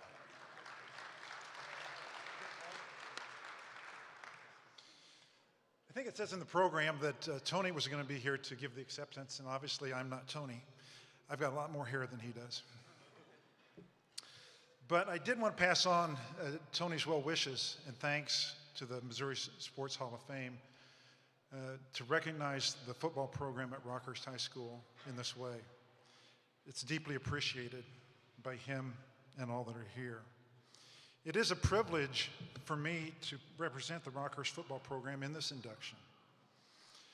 To receive this honor as a program is recognition first of the people that make up the program. Of course, you start with the players, the coaches and trainers, but it goes beyond that. The Rockhurst administration, Rockhurst student body, and Rockhurst parents, who all have played an important role in the success that make the Rockhurst program what it is. When you have a program that's existed for 107 years, tradition is very much a part of the program. I would like to share two of those traditions. The first is when a young man receives an athletic letter at Rockhurst, he receives a blue R to be sewn onto his letter jacket. There's one exception to that, and that is when a team wins a state championship.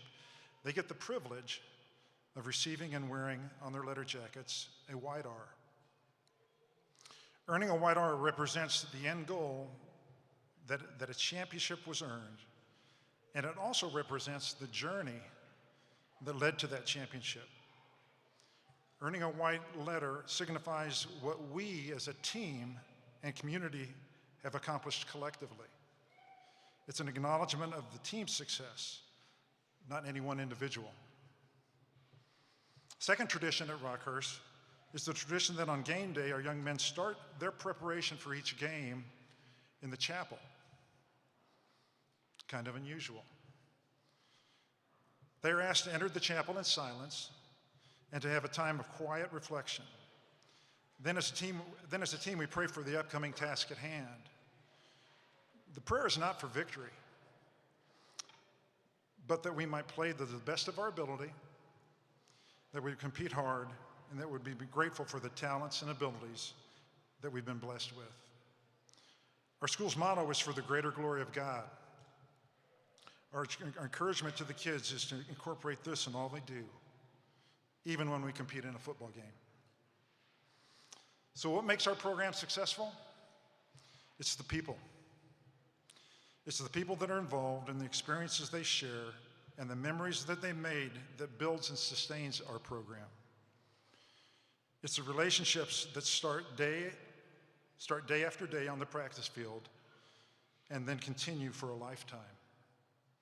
It's the motivation that we want to build on what those who came before us have done, and we want to build it even better. Some might say, isn't tradition a burden? No, we view it not as a burden, but as a blessing. Thanks again to the Missouri Sports Hall of Fame for the recognition and honor. Deeply appreciate it. And congratulations also to the other inductees today, both individuals and teams.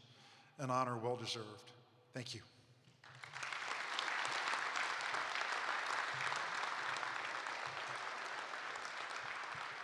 If you're here today representing Rockhurst football, family, friends, please stand. We thank you for being here. Rockhurst High School football program, enshrined as a member April 23rd, 2023, in recognition of your outstanding contributions in the sport of football.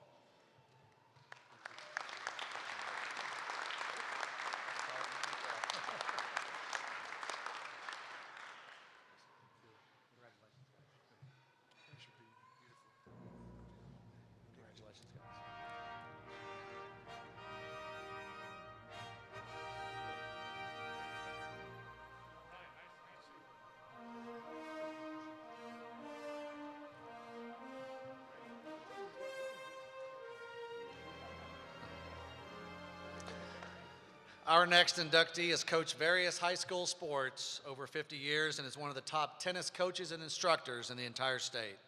He's a multi-time Coach of the Year honoree by different organizations and has guided multiple teams to state championships. Let's take a look back at the influential career of Tom O'Brien.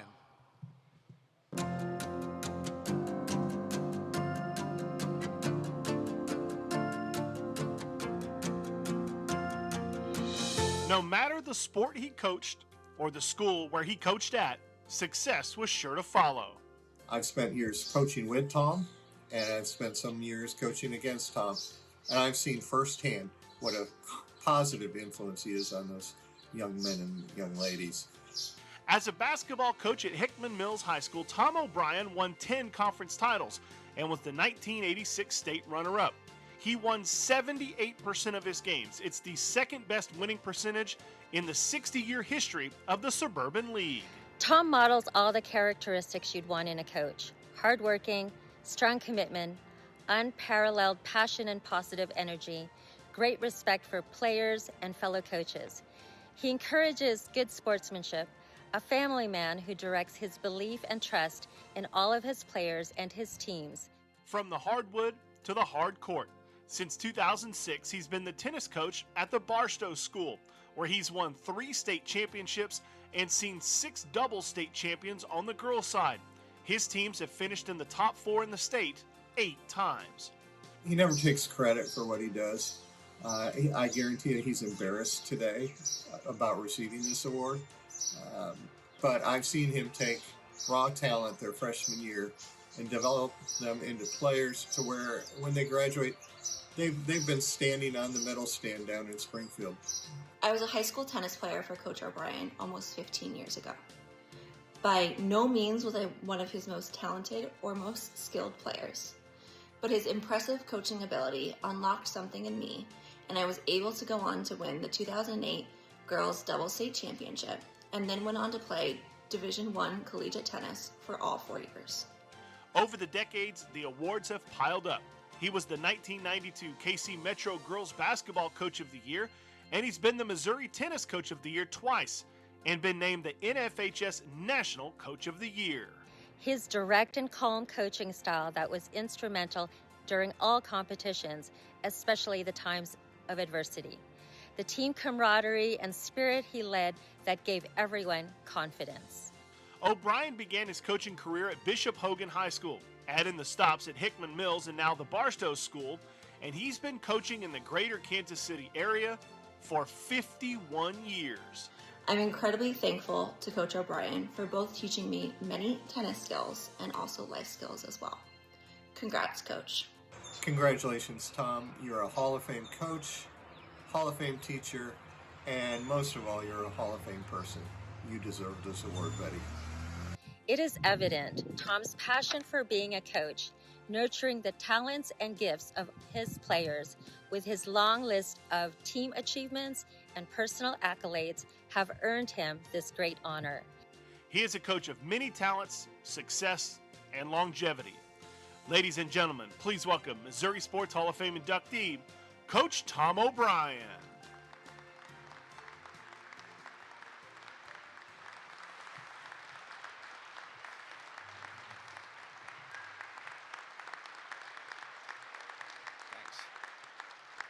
Thank you. Thank you. Good afternoon. I am very much honored, if not still a bit puzzled, with this induction. So let me start by thanking the Hall of Fame committee for this consideration. I want to get the thank yous right. I don't want to miss anyone. Let me thank the parents, former players, coaches, friends who wrote such wonderful letters of support in this conspiracy. Those letters mean as much to me as the induction itself. Steve and Meredith and Arlene, the videos, those were touching, much more than I deserve. I want to thank some of the same people, by the way, who are here today for making it here, and a couple in particular who flew from across the country to be here. Thank you so much. Particularly, I want to thank Coach Steve Herzl and Coach Terry Downs. Any successes we've had here at Barstow in the last several years, they don't happen without those two guys. Talented and dedicated. I was luckiest guy in the world to have them to work with. Let me also thank the Barstow Booster Club for being in my corner all the time. Let me take a second to remember my old high school tennis and basketball coach, Norb Schmidt. What a character. I want to make mention of my son and my daughter, Kyle and Laura, who let me drag them from tennis court to basketball court all those years. I could not be more proud of you two. And especially I want to thank my wife, Gina. After 35 years of coaching basketball, tennis, and some golf in there, I was done. And Barstow called for, I considered maybe a year or two, and Gina was in my corner, and she's been in that same corner ever since. Her connections with the parents and the players have made all the difference. Asked by the committee for a couple couple athletic events that maybe stood out. I mentioned a 21-point comeback by my girls team with 5 minutes to go here in Municipal Auditorium. I mentioned the 2013 girls' first state championship in history, and then the boys' identical accomplishment in 21. But if the truth be told, one of the things that I cannot forget is the first day of practice in 2015. Bradley Fry, a two-time state champion and star currently at USC, a god to these younger kids and even to some of his area opponents, maybe the best player in the Midwest. We're running laps the first day of practice, conditioning, and I look at the front of the pack where Bradley always lives, and he's not there. And I look at the back of the pack, and he noticed early enough a struggling freshman whom till that day he'd never met. And he worked his way back and ran stride for stride with that kid until he finished. Those are the moments that bring me back and have brought me back for years. These teams and these relationships seem to have come and gone all too quickly over the years, and I want to tell them all how much I valued each and every one of those. So to close out, a quote from everybody's favorite coach, Ted Lasso. Oh, you know he is. How lucky are we that a few hours every day we can do something we care about with the people that we really care about. Thank you.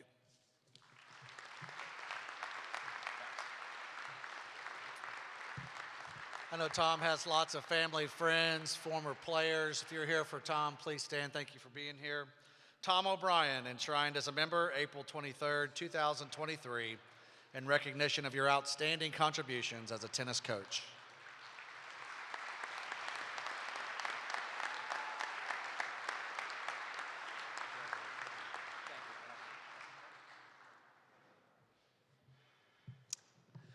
Our next inductee won a few games as a basketball coach, and by a few I mean 824 wins in just over 20 years, which included multiple trips to the Final Four for both boys and girls, 3 state championships, multiple Coach of the Year honors, and too many lives impacted to mention. Let's take a look back at the amazing coaching career of Don Edwards.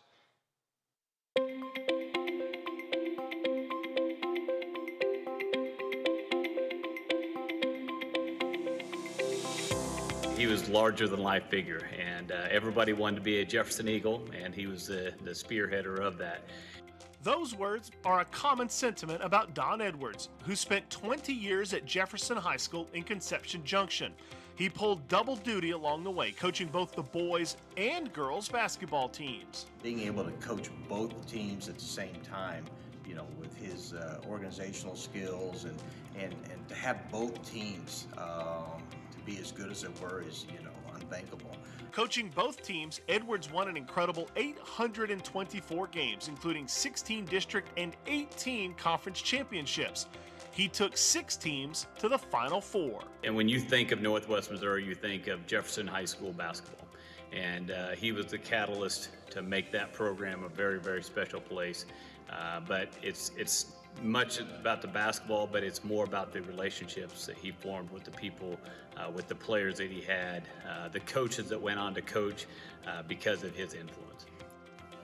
He spent a lot of time breaking down film and watching the pros play on, you know, reruns of the pros on late night TV and breaking down the fundamentals and stuff like that.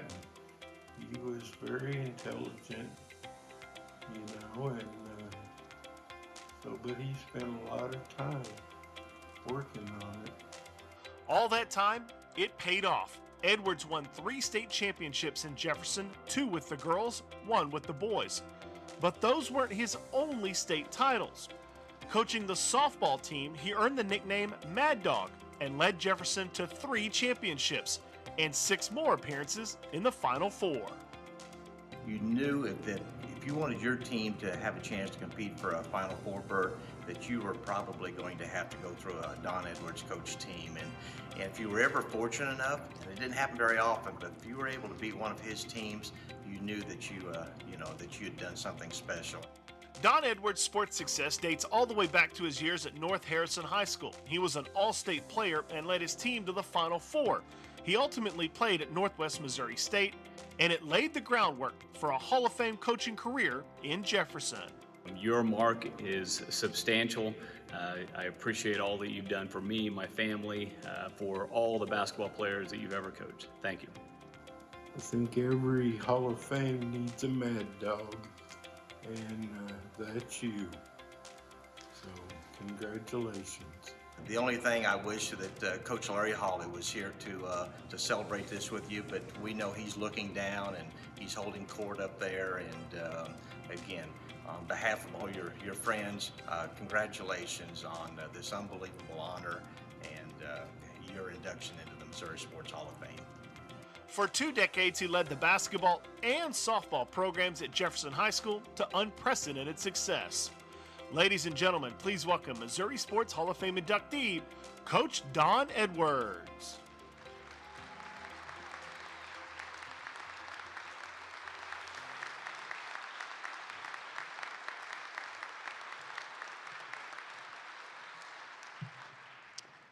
Wow, I guess this is really real.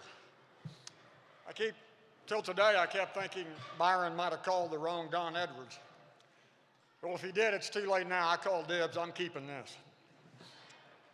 I do want to congratulate all the other Hall of Fame inductees here on the stage. I'm very honored to be included. I also want to thank Byron, his staff, the nominating committee, and anyone else associated with the Hall. You really make this a special event. Early in life, I learned being successful at anything doesn't just happen. It takes a lot of hard work. Well, thanks to my mom and dad, I saw what hard work looks like. Being raised on a farm, there was always something to do. I wasn't always a willing learner then, but now I can't thank them enough. Also, success follows those who surround themselves with the right people. As a young coach, I attended many clinics and worked many summer camps. Not only did I learn X's and O's, but I gained mentors that were the right people. They challenged me, motivated me, and shaped me as a coach. But the best thing is now I get to call them a friend for life. For 18 of the 22 years I coached, I was the 7th through 12th grade principal as well. Other administrators, teachers, and various school personnel took care of me, put up with me at times, and helped make my job so enjoyable. And at times, I had to lean really hard on my assistant coaches. I never once questioned their loyalty and commitment. They always answered the call, and I can't thank them enough. To the players, student athletes, and managers, your dedication to doing what's best for the team at all times was a constant and a difference maker. You made me look really smart as a coach. Your trust in me, your sacrifice, acceptance of roles, it wasn't easy, but you did it, and that's why we were successful. It truly is amazing what can be accomplished when no one cares who gets the credit. I only coached at one school my entire career. I'll always be thankful for the opportunity the Jefferson School and community gave me. It's a special place with special people. I couldn't have asked for more. I have many other friends and former teammates to thank for helping me along the way. They helped keep me humble and grounded, and they still do today, especially on the golf course. I mentioned my mom and dad a little bit ago. My dad will be 90 next month. I hope he's still awake back there. And along with my mom, who I'm sure is looking down on me today with a big smile, they wore out many sets of tires, following me around the country while I was coaching and also playing softball. My sister, her husband, and members of her family also made it quite often and I was always enjoyed seeing them there. My brother lived out of state, but he always wanted updates, and he stayed informed. My sons Blake and Brady and Blake's wife Courtney are here today also. I do need to apologize to my sons for always breaking a golden rule of parenting.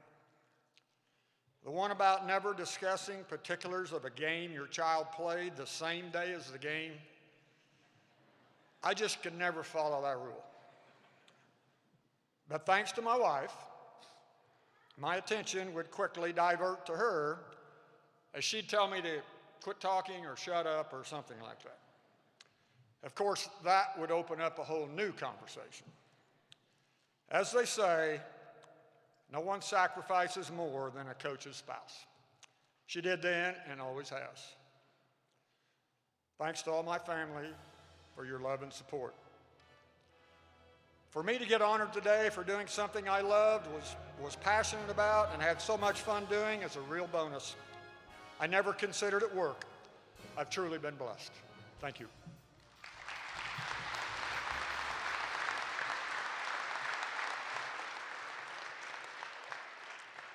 I'm confident that your dad is still awake, and he and the rest of your family that are here, family, friends, players, anybody that is here for Coach Edwards, please stand at this time. Don Edwards, enshrined as a member April 23rd, 2023, in recognition of your outstanding contributions as a basketball and softball coach.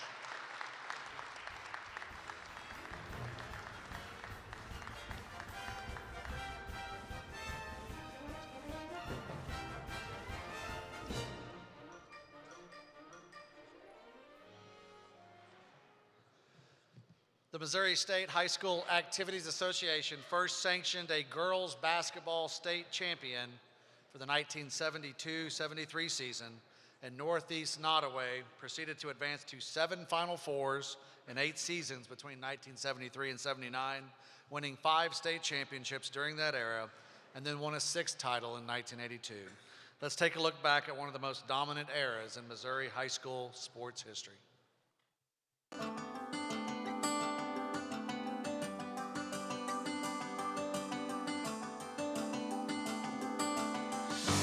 It's a trophy from 50 years ago, signifying history that will never be repeated. Back then it wasn't even divided by class, and they came out and showed girls that, you know, you can get at a state level, you can be the best in the state. Back in 1973, the ladies from Northeast Nottoway High School won the first ever Misha-sponsored girls basketball state championship. It kickstarted a decade of incredible success, fueled by fundamentals. Every year started the same. No matter if you'd played 1 year or 4 years, bounce pass, bounce pass, bounce pass, chest pass, chest pass, chest pass. You know, every year we started practice the same. You learned the basics from the very start. From 1973 to 1982, a span of 10 seasons, the Lady Jays went to 8 Final Fours. They brought home 6 championships in 1973, 76, 77, 78, 79, then again in 82. It's the 3rd most championships by any girls program in the state. To look back on it, it was like amazing because it was packed. Every Friday night there was a ball game, there was chairs sitting around the outside edge of it, and people standing in the hallway. Everybody came to watch because the girls team was so good that, you know, they were always winning. So the whole community wanted to be a part of it. Every once in a while I'll look back to those teams and appreciate how much I did learn, appreciate all of the friends and family that supported us, and just we really came through as a community during that time. Led by Coach Claude Sampson, Northeast Nottoway did not lose a home game from 1969 to 1985, and in their 6 championship seasons had a combined 185 wins and just 5 losses. He just expected a certain work ethic, and he pushed you to work. But yeah, nothing fancy. Our little board that he did plays on was a clipboard and pennies, and heads was home team and tails was the visitors. And he put the pennies where you were supposed to stand and showed us how to do the pennies. Their 10-season run saw them collect 3 undefeated seasons, and at one point, they had a 78-game winning streak, the 3rd longest streak in Missouri high school girls basketball history. I'd like to say congratulations to all the Lady Jays on winning this great honor at the Missouri Sports Hall of Fame. Congratulations, Northeast Nottoway girls. You were well received this honor to be inducted into the Missouri Sports Hall of Fame. I want to congratulate all the Northeast Nottoway Lady J teams for this great honor in the Missouri Sports Hall of Fame. We are honored to recognize the first great girls high school basketball dynasty in the state. Please welcome Julie Schmitz-Hunter, as well as members of the 1973 to 1979 and 1982 basketball teams from Northeast Nottoway High School.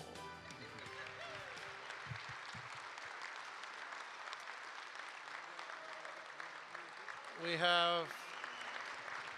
have a few of their players here. Please acknowledge the crowd as I read your name.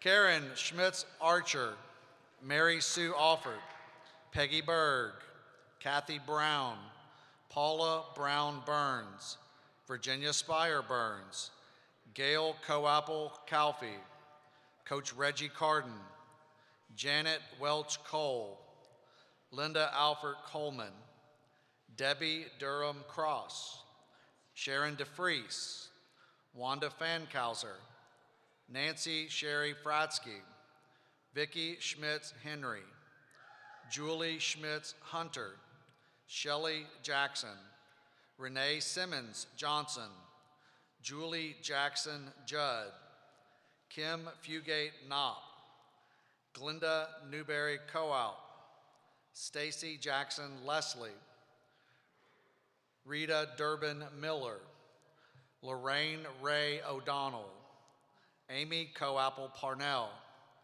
Patty Berg Paxson, Sandy Porter Schieber, Mary Heflin Schmitz, Julia Durbin Schmitz, Beverly Mitchell Van Vactor, Janet McCrory Waldeyer, Terry Durbin Welch, Diane Patton Wiederholt, Regina Wiederholt, Carolyn Stoll Wilson, Teresa Wilson, in memoriam, Virginia Spire Burns, Tracy Treese Major, Deborah Slagle Adwell, and Coach Claude Sampson. At this time, acceptance. I'm Julie Smits-Hunter, and I got picked to do this wonderful job. And it's very, very humbling to be up here with all these people that have done all these things through the lifetime. And we did this as teenage girls. We worked hard, we did our best. We were farm girls. We grew up in 2-parent homes. Most of us went to school with the same kids all 12 years, or some of those kids were lucky enough to go to kindergarten. I wasn't. They didn't have it in those days. But our families were always very supportive. It didn't matter if the boys' team was playing or the girls' team was playing. I always thought that was because we didn't have didn't have football, because then the girls and the boys we all played softball, basketball, and track. And if you were playing for Coach Sampson, you did softball, basketball, and track. It was not an option. As he said, we are missing, Coach Sampson and 3 of our teammates. One of them, I have to tell one story about Virginia Spire Burns. She was a big redhead, and she could throw bales, and she could throw them better than her brother Harold.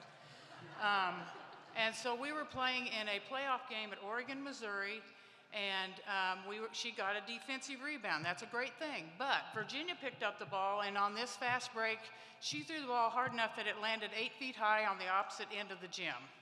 So it was a turnover, but it was a very impressive turnover. So now we have been touted as pioneers, but in actuality, the girls played basketball at Parnell, because we're from Parnell and Ravenwood, which is just north of Jefferson, where Dawn coached. One of my teammates, I'm drawing a blank here. Anyway, Sharon DeFries, her mother played on a team called the Bouncing Betties back in 1928, and they won a state championship. Obviously, it was not sanctioned by Misha, but so we had a long record of girls playing basketball. By the time Sharon's older sisters and my mother were playing in the 40s, they were playing volleyball and softball. I asked my mom a few weeks ago, I said, when did the girls start playing basketball again? And she said around 1952. So by the time we went to the state championship in 1973, girls at our school had been privileged to play basketball for 20 years. Now, if you're not familiar with the way girls basketball used to be, it used to be 3 on each end, 3 forwards and 3 guards, and you didn't cross that middle line.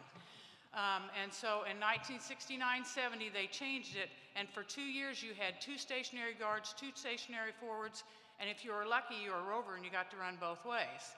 So that was when I was in junior high. Then when I started high school, and so 2 years before the state tournament, it became 5 on 5. And actually, Coach Sampson voted against that because we were successful doing the rover thing. But most of us are, there's lots of families here. I told someone, I said, I moved away 40 years ago, and some of them I haven't seen in 40 years. And I recognize the ones that I'm related to, but I didn't get any older, but somehow they did. So I really would appreciate name tags, gals. Okay, and then we have to say something about Coach Sampson. He was inducted into the Missouri State Hall of Fame in 1990. Like Dawn did, he coached boys and girls, junior high and high school, coached everything. He had some famous quotes. His quotes were, "The best offense is a good defense. If you think you can or think you can't, you're probably right. No cross-court passes." Now that had to be whenever you were being pressed, full court press, don't throw it across court. He would take the pennies and he would slide them and show you you're supposed to go this way. So he said, being tired makes a coward out of anyone. And his most famous quote of all was at the end of the practice, and he'd say, "Let's run one more time."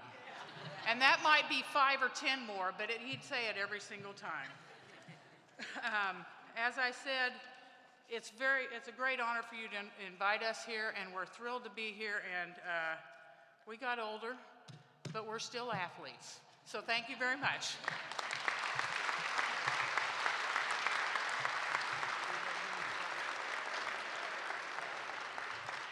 If you're here on behalf of these young ladies, please stand, and we are glad that you're here today. Northeast Nottoway High School, 1973 to 1979 girls basketball era and 1982 state championship team. Enshrined as members April 23rd, 2023, in recognition of your outstanding contributions in the sport of basketball.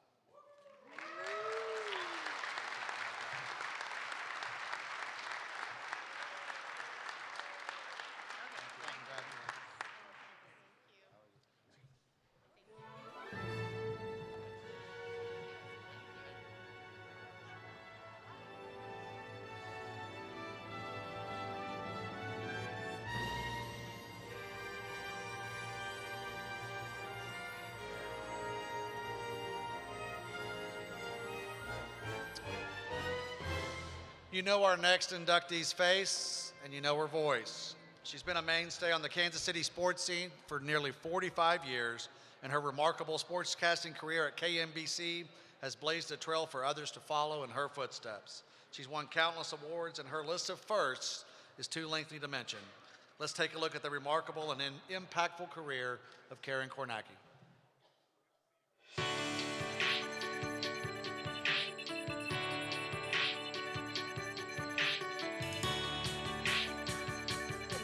ALCS is gone, and the World Series logo will be put on this weekend. For the last 4 decades, she's been the go-to source for television sports in Kansas City. This is one of the best years that Patrick Mahomes has ever had. And I can remember years ago, she spoke to the EKL, almost all male coaches, and she won everybody over in the room. She talked about her background in sports and how hard she was going to work, and she came through and has outworked everybody, and she's outlasted everybody, and she's just been tremendous for high school sports, for sports in Kansas City, and there's only one, Karen Kornacki. It was back in 1983 when Karen Kornacki came to Kansas City, at a time when women in sports media wasn't exactly in vogue. She became the first woman allowed in several professional locker rooms, including the Royals and the Chiefs. Karen, I know there's some ladies there wondering how it is to go into a locker room with all of those guys. I think you need to tell them a secret. You were one of the first ones to actually go into the locker room, but you kept it professional. I'm sure there's a lot of stories to tell. God bless you. Today is your day. But who really is the man behind this mask? Working for ABC affiliate KMBC, she's covered the biggest events, and she's developed into one of, if not the most trusted and respected journalist in the region. But don't take my word for it. Take it from the biggest names. We go back a long way, some 40 years, back to Columbus, Ohio, where I secretly think she was a Jack Nicklaus fan back then. I do remember that day like it was yesterday. And Karen, I remember all the great times we've had over the years talking sport, golf, and other things. Enjoy your evening, and congratulations again. I have known and respected Karen for more than 3 decades, and always have known her to be very gracious, very kind, and very helpful. She has a great understanding of and passion for athletics, and is always there to report in a knowledgeable and positive way. She's collected countless awards, including the Kansas City Image Award for her work on the job and in the community. And she's won an Emmy Award for her work covering the Royals. We consider her a role model, trailblazer, a friend, and most importantly to us, she is our sister in Christ Jesus. And that's how we view Ms. Karen Kornacki. So whether it was covering professional events or telling the story of high school athletes, she's been a trailblazer for broadcasters and one of the faces of Kansas City sports. Karen Kornacki, KMBC 9 News. Karen Kornacki, I want to thank you for all your generous work that you've done in our community and broadcasting all of the great sports that's in Kansas City. I have never heard a negative word from or about her. Very unique in her career field. She is truly deserving of this honor. I'm so very proud of you, my friend. For the last 40 years, she's been delivering the sports right to your home. Today, we honor her legacy and her work. Ladies and gentlemen, please welcome Missouri Sports Hall of Fame inductee, Mrs. Karen Kornacki.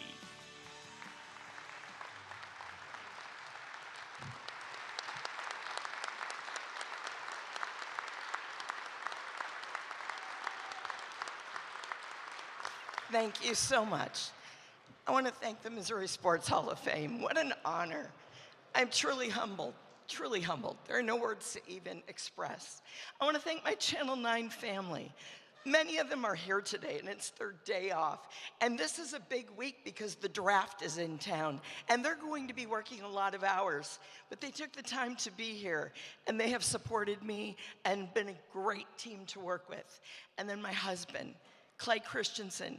He played baseball for the Yankees. No, don't hate him for that. It's his background that helped me so much over the last 40 years that we've been together. He should be in the Husbands Hall of Fame. But mainly what I would like to say is I want to thank God because he opened this door for me. You have to understand, when I grew up in Western New York, there weren't sports for girls. As a matter of fact, my father was a high school coach, and my experience with athletes was like locusts. They'd come to the house, they'd eat all the food, they'd leave the place a mess, and guess who got to clean up after them? It really wasn't a positive situation.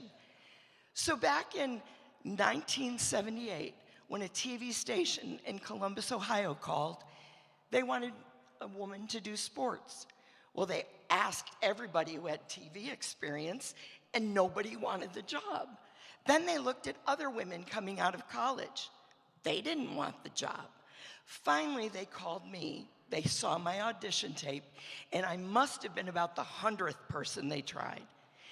I went for the interview thinking, okay, I have a student loan coming due. I'll take the job, and then maybe I can move into something else. Well, I found out a wonderful thing about God at that time. When he opens a door for you, what he orders, he pays for. He equips you and leads you and gives you favor. So I took the job in November of 1978, but I didn't actually start until January. In the meantime, I watched Ohio State football, and I watched a coach named Woody Hayes, who was leading the Ohio State Buckeyes in the Gator Bowl. They lost to Clemson back then, and guess what? Coach Hayes ran out on the field and punched a young man in the stomach who dared to intercept his quarterback. They lost the game. Coach Hayes got fired, and no one ever heard from him again. January 15th, I started. There I was, Columbus, Ohio, and they said, Karen, we're gonna send you to Coach Hayes' house. We would like you to talk to Coach. Nobody's heard from him in weeks. So I thought, okay, that's great. So we drove to his house. The photographer stayed in the car. I walked up to the door. It was a big Tudor home, big thick door with a little glass porthole. And I walked up to the door and I knocked. Nobody answered. Good, this is really good. So I knocked again, louder. Nobody answered. This is going great. I knew that God was with me because he wasn't going to answer the door. Third time, had to look good. There's a photographer sitting in the car. And all of a sudden, I heard footsteps. And I saw two famous eyes look through that glass porthole. He looked at the car in the driveway. He looked at me with a little bit confusion. You see, women didn't do sports back then. He opened the door and he said, yes. I said, Coach Hayes, my name is Karen Kornacki. I'm brand new here in Columbus, and I would love to do an interview with you. And he said, no, thank you. I thought, well, this didn't go very well. And I was just about to leave when I felt something inside me. So I went up to the door and I said, Coach Hayes, may I shake your hand? My dad was a high school football coach, and I heard about two great men, Vince Lombardi and Woody Hayes, and he would have been so proud of me if I could have worked with you. Coach Hayes looked at me and he said, well, come on in. So the guy stayed in the car, and I sat in Coach Hayes' living room and talked the entire time. He still didn't give me the interview, but I went back to the station, and I was considered a hero because Coach Hayes said, I didn't talk to that young lady, but she's a good one. When I'm ready, she'll be the first. And he lived up to that. And I knew from day one, if God was with me then, he'll still be with me now. And he's never let me down after all these years. So thank you to all of you, to the Missouri Sports Hall of Fame. You'll have to read my other stories in my book that I'm working on. Hope to publish by the end of the year. Thank you.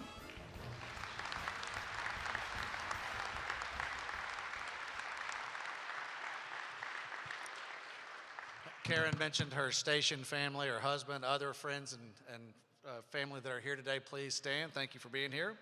Karen Kornacki, enshrined as a member, April 23rd, 2023, in recognition of your outstanding contributions in the field of sports broadcasting.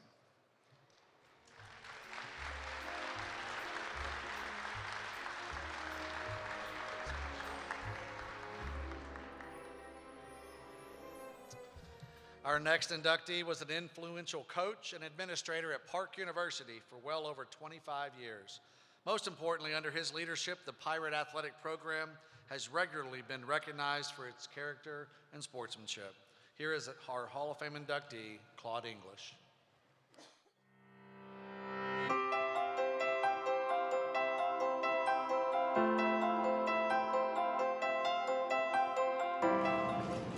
They play their games on a court that bears his name, and for good reason. One of the best hiring decisions I made as president of Park University was to hire Claude English. It was the early 1990s when Claude English was hired at Park University. As men's basketball coach, he won 183 games in 13 seasons. It's the second most wins in school history. He was the Conference Coach of the Year twice and led Park to an NAIA Final Four appearance. Regardless of the challenge, Coach is always poised. He's always thoughtful and calculated in his approach. Whether it was mopping the floor or getting creative to find budget for uniforms, equipment, and even scholarships, Coach was always unfazed by those challenges. In 1995, he was named athletic director, a position he would hold for the next 26 and a half years. During his tenure, Park won 7 NAIA volleyball national championships, produced 170 All-Americans across all sports, won 79 conference titles, and 428 student athletes were named NAIA Scholar Athletes. Park's image and stature increased significantly during these years, and Claude's athletic programs were a significant part of it. But what he was always more concerned about is what the student athlete got out of the experience. And being a young coach when I got here, I honestly was more worried about the wins and losses to start. He really pushed me and made me think about how my athletes felt at the end of each season. We're giving them the tools to be successful not only on the court, but in life. Under the guidance of English, Park University added 4 additional sports programs and 7 more developmental programs. He also oversaw the construction of a new soccer facility and new basketball and volleyball arena. There was always something that got him motivated, and it was cool because it kind of rubbed off on all of us. Because, you know, he's fired up, he's excited about what's coming up next, so it was a lot of fun for us to be around that same kind of energy. But yeah, just the work ethic, the intensity, the love he had for what he did was just infectious. Over his 2.5+ decades at the school, student-athlete enrollment rose 30%. In 2017, he was named the Athletic Director of the Year. He ultimately retired in 2021, having left an unforgettable legacy at the school. Claude English helped change the face of Park University, and Park will forever be the better place because of it. Thank you, Claude, and congratulations. Congratulations. We're so proud of you. Once again, you've made the community in Parkville, the students, the faculty, and your alumni very proud to be a Pirate. It was always been a privilege and honor to work with you here at Park University. You taught me so much. You know I don't win anything without you. You know I'm not the man I am today without you. I'm proud of you. You deserve it. And I wish you nothing but the best. Thank you for everything, boss. A native of Alabama, Claude English played in the NBA before coaching at Rhode Island and ultimately making his way to Missouri. Ladies and gentlemen, please welcome Missouri Sports Hall of Fame inductee, Mr. Claude English.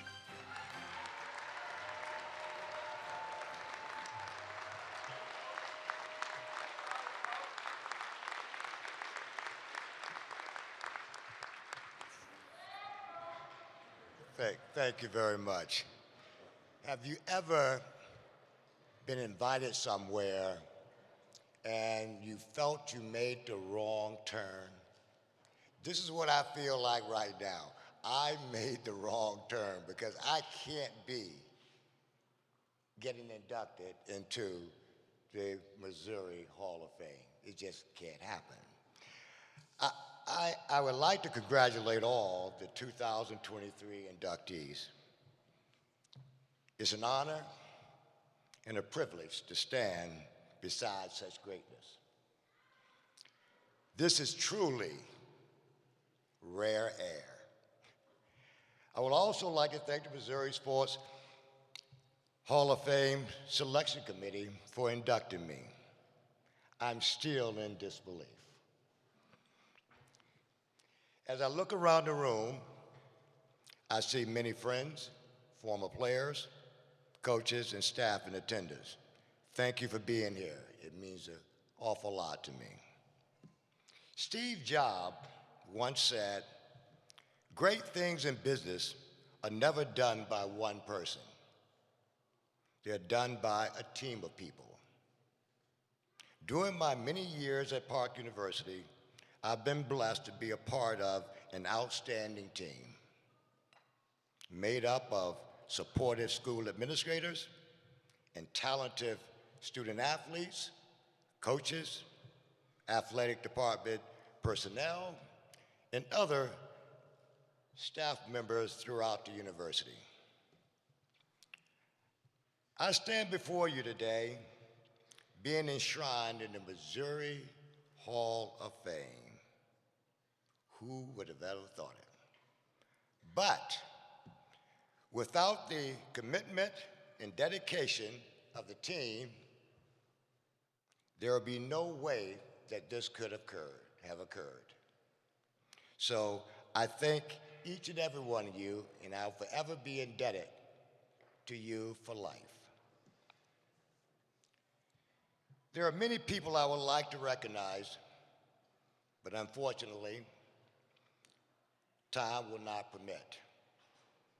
There are a few individuals I would like to thank for their support of Park Athletics. Don Brecken, Dr. Don Brecken, the president who hired me some many years ago. And he also saw fit to elevate me to the directorship after 4 years on the job. Ben Papula, the director that I worked for when I first came to Park University, and the Pauls. I call them the Pauls because it was Vice President Paul Galt, Vice President Paul Rounds, and they were always there to assist me when I got in a jam. Thank you very much for that. Another person I would like to introduce or to mention is Jenny McCoy.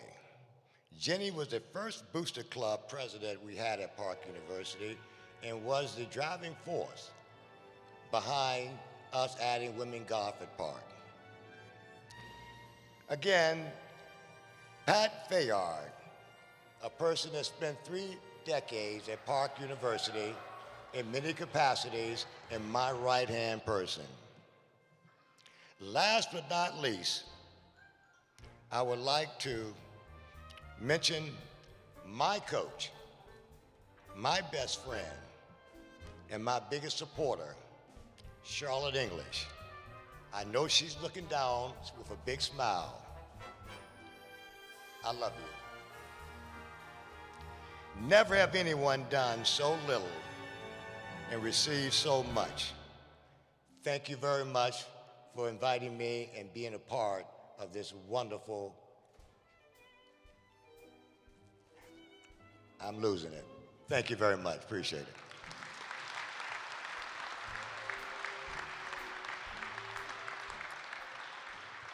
I know Claude has lots of family, friends, former players out here. Thank you for being here. A lot of folks here to see you, Claude. Claude English, enshrined as a member April 23rd, 2023, in recognition of your outstanding contributions in the field of sports administration.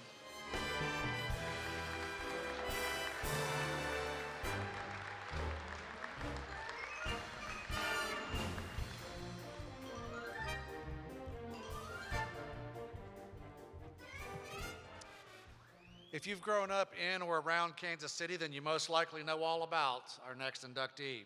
Maybe you don't know his face, but you definitely know his writing because he has covered any and all Kansas City sports since starting at the Kansas City Star in 1989. Please turn your attention to the video screens as we take a look at the remarkable career of Blair Kerkhoff.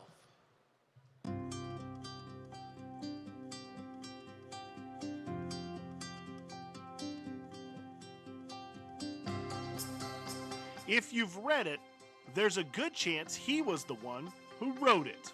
Any big sports event in Kansas City over the last quarter century, you could pretty much bet that Blair was front and center and covering it for us.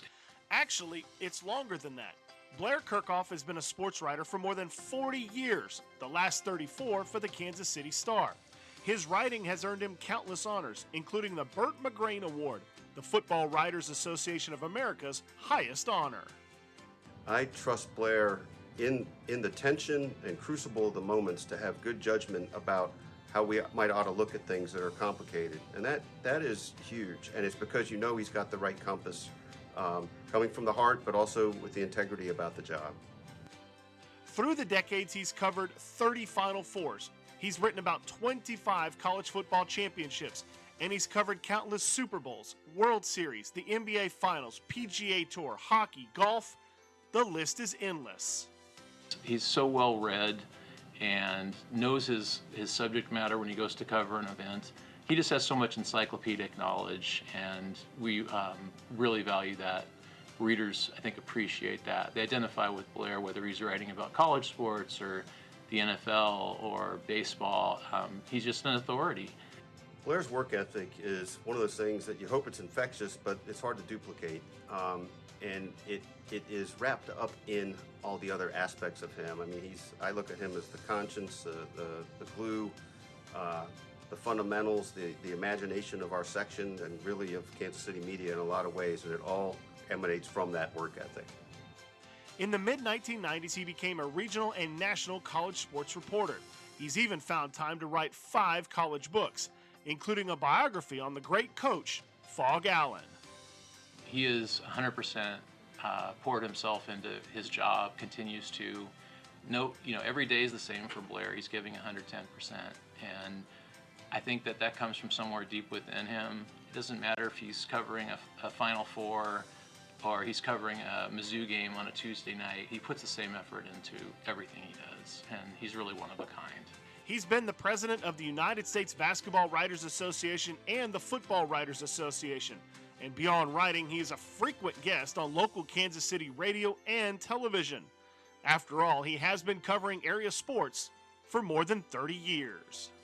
It's an honor just to work with you. It's an honor to be in your company, and to see the accolades that you deserve touches me and all your friends and colleagues deeply in our hearts. Well deserved. Bravo, and thank you for all you do for all of us.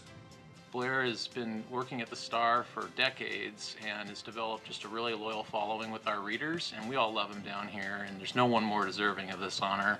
Congratulations. Really happy for you and for Karen, and you're great, and we love you. Ladies and gentlemen, please welcome a true wizard with the written word.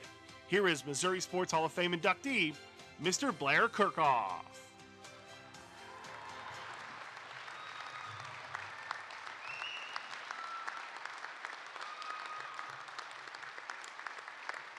Well, thank you. Thank you for that. I was wondering what kind of video they would put together with Sportswriter action,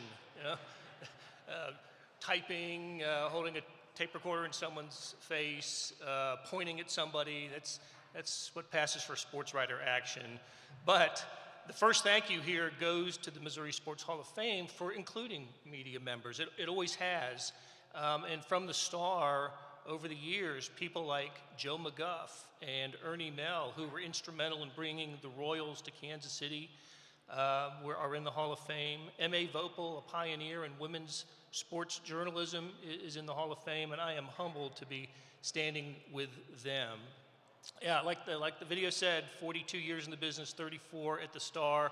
I've had a press box or a press row seat to everything here, really. The Carl Peterson Chiefs of the 90s that changed the way we look at the Chiefs and react to the Chiefs. The Royals of a decade or so ago, who brought so much joy to Kansas City. I even got a chance to cover a little bit of Matt Besler and Sporting Kansas City. Sporting KC when they went to the MLS Cup in 2013. But I got to tell you, the greatest satisfaction that I get from my work is sitting at table 37A, my Star friends.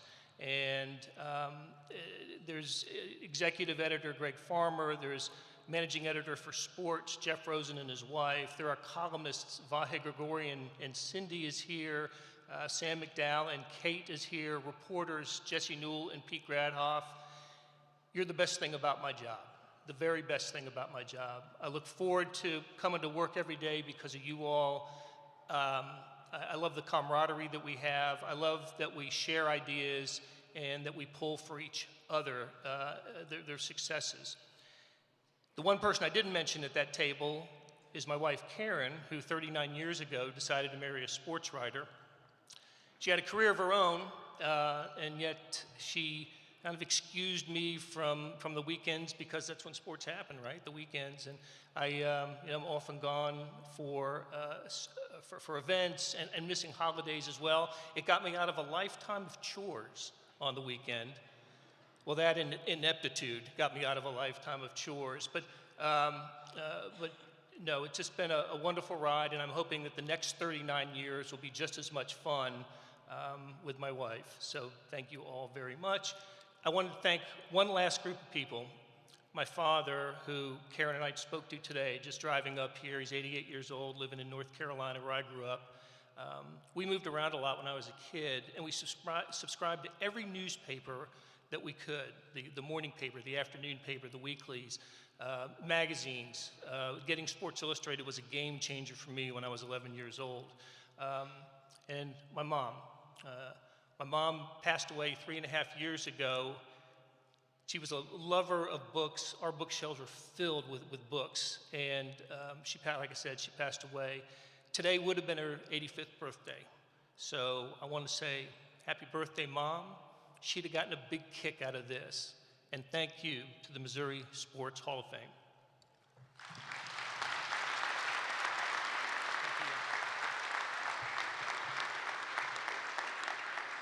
Blair mentioned his KC Star family. Others, friends and family of Blair, please stand. We thank you for being here. I grew up as a kid reading Sportswriters, and so I have a very much appreciation for your work, Blair.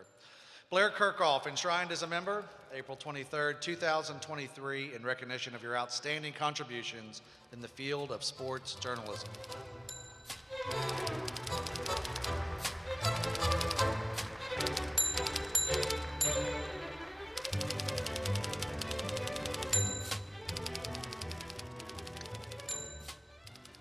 The President's Award is bestowed on individuals who champion the Missouri Sports Hall of Fame and sports in general in the Show Me State, and our next honoree is certainly deserving of this award.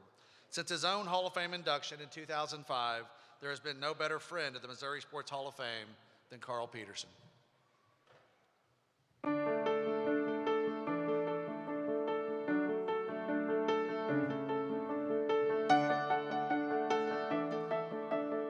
When the Chiefs franchise needed a boost, he was the man they turned to.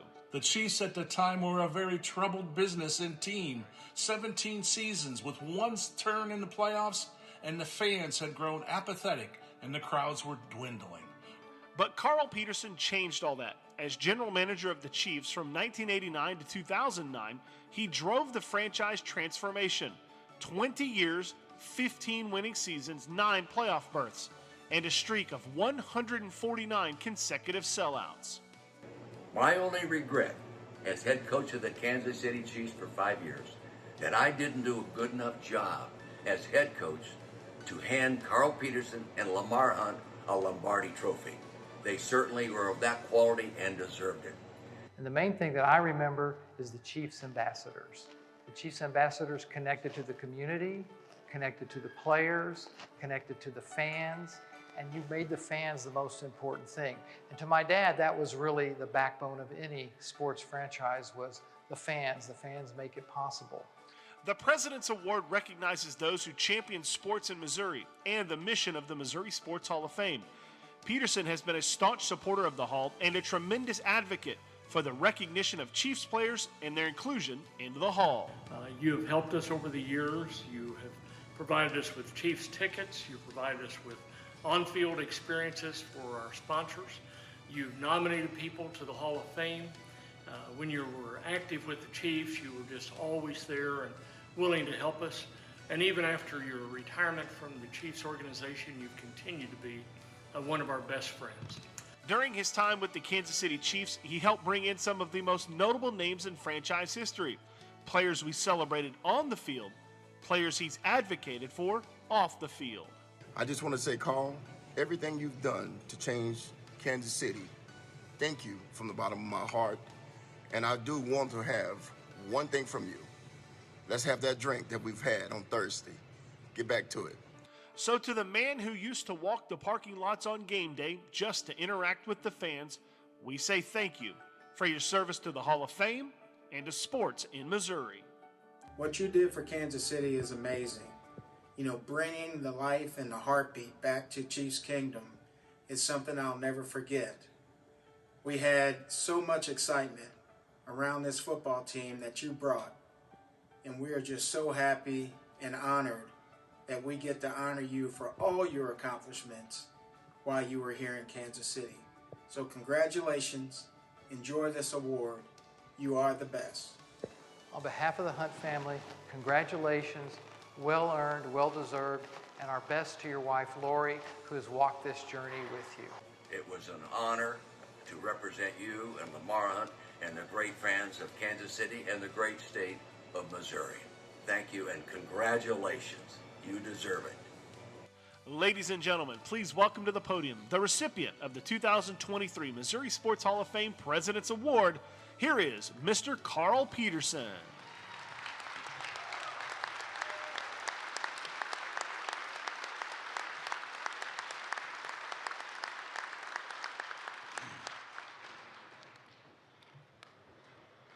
Perhaps some of you remember me as this.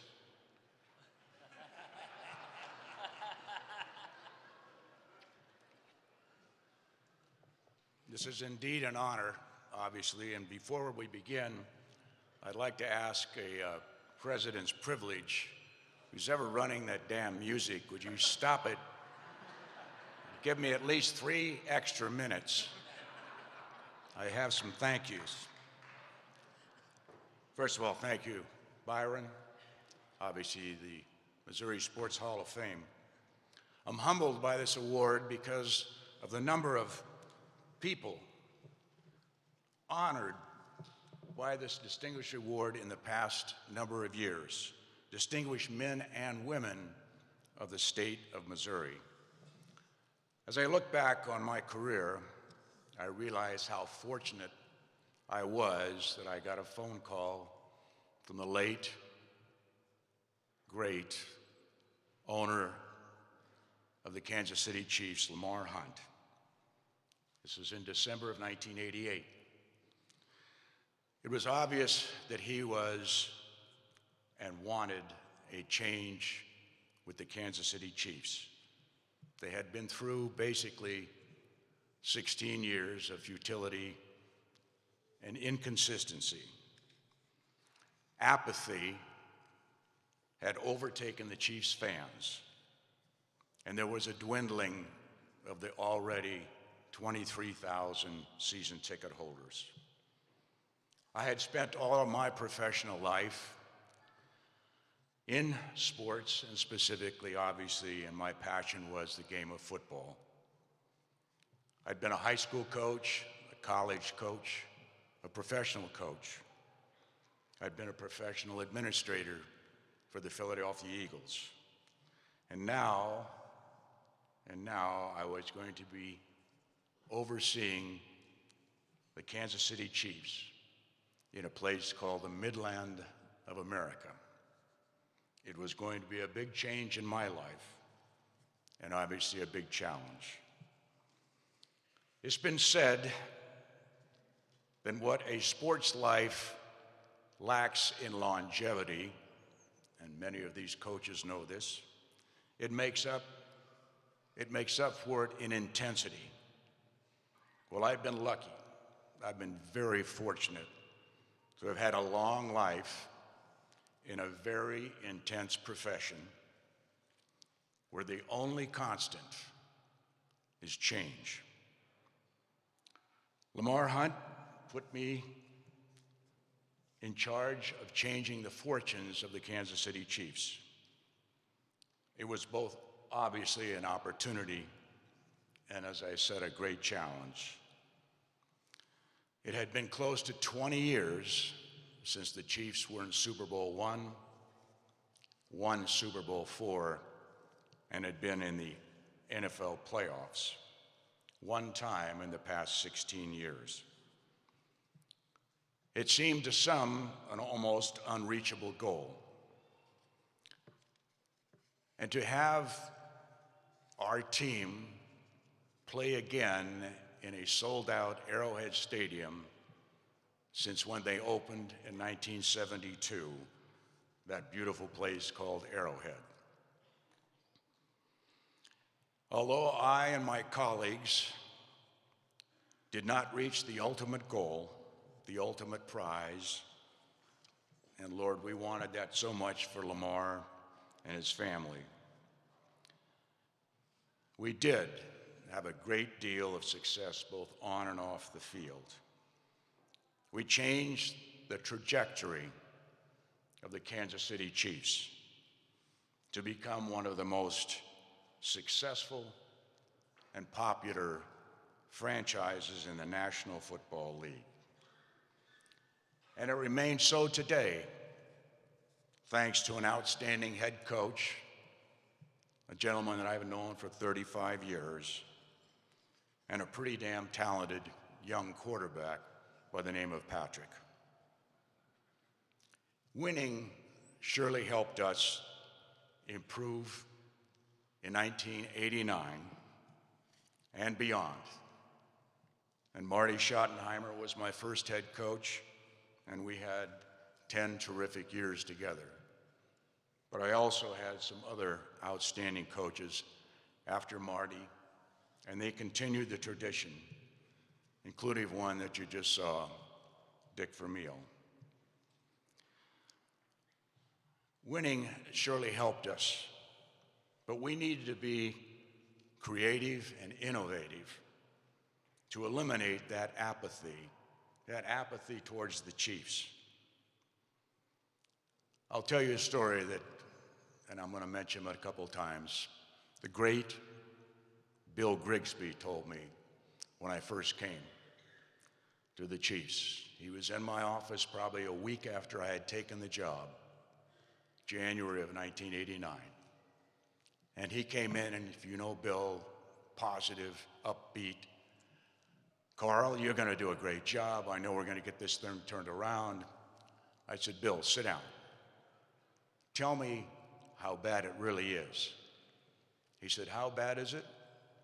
He said, well, Fran and I, his lovely wife, went to the plaza in December of the previous season, and he said, I had 4 club seat tickets, and I put them on the outside of my windshield.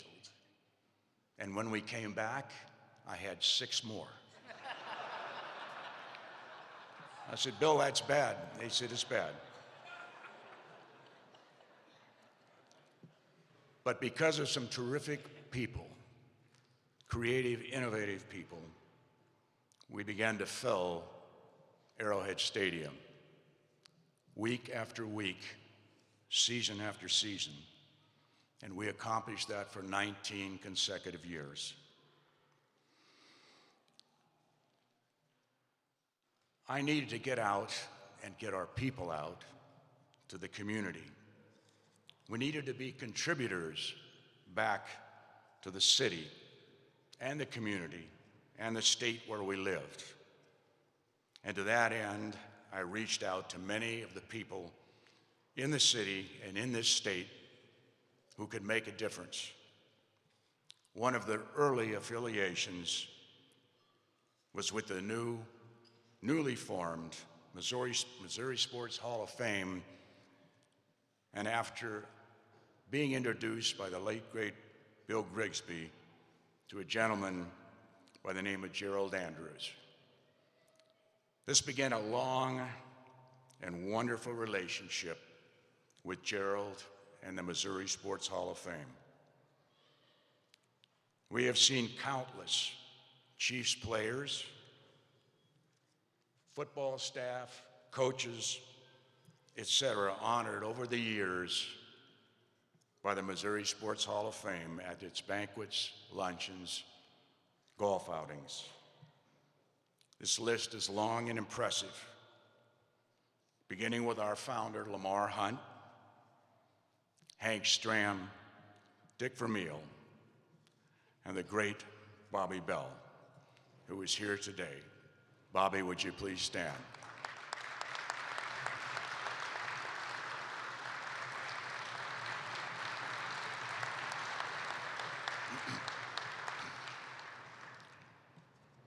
By the way, each of those individuals is in the Professional Football Hall of Fame in Canton, Ohio, and deservedly so. I've been fortunate to attend many of these functions, banquets, again today. And I want to say that there's a reason why this guy is up here today. I have played a small role in many of the Hall of Famers, and many of them are at my tables today. Getting to Kansas City, whether drafting them or signing them, and to this great state of Missouri. And I'm always filled with personal pride to witness their Hall of Fame inductions. And I have to say the obvious to all of you here on the dais, congratulations. It's a great honor. I am very, very proud of being in the Hall of Fame, and I know that you are too. And how do I feel personally about the state of Missouri? It can be summed up in where my lovely wife, Lori, and I'd ask her to stand, she's right here. I'd love her to stand, but I know she won't. Because she's standing up. Lori.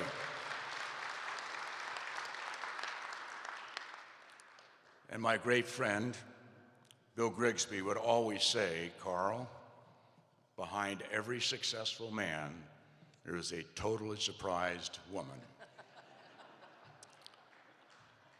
After my leaving 20 years with the Kansas City Chiefs and working for the National Football League and the commissioner in New York City for about 8 years, plus traveling extensively, we have chosen, Lori and I, to live in Kansas City, Missouri.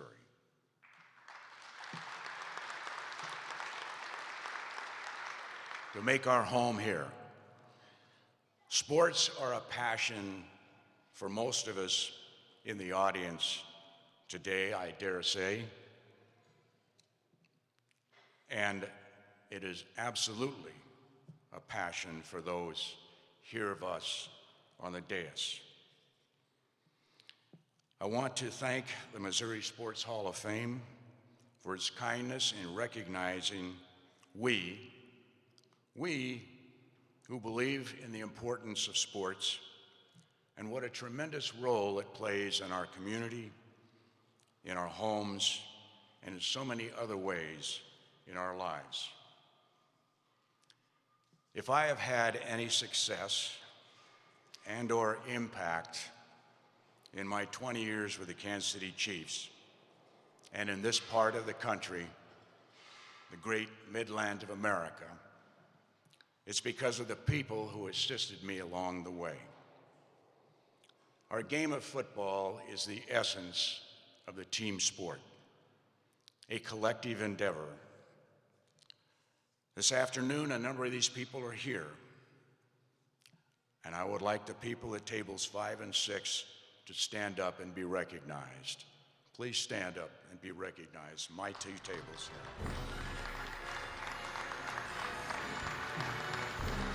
here. Each of them, in a number of ways, have contributed to the success of the Kansas City Chiefs. They each have a piece of this award, the President's Award. I want to finish with my sincere thank you. My sincere thank you to you all that were part of this. You all made me look a lot smarter and better than I'm sure I am. And I want to thank also Byron, the Hall of Fame Board of Directors for this wonderful honor. I am truly honored. Thank you.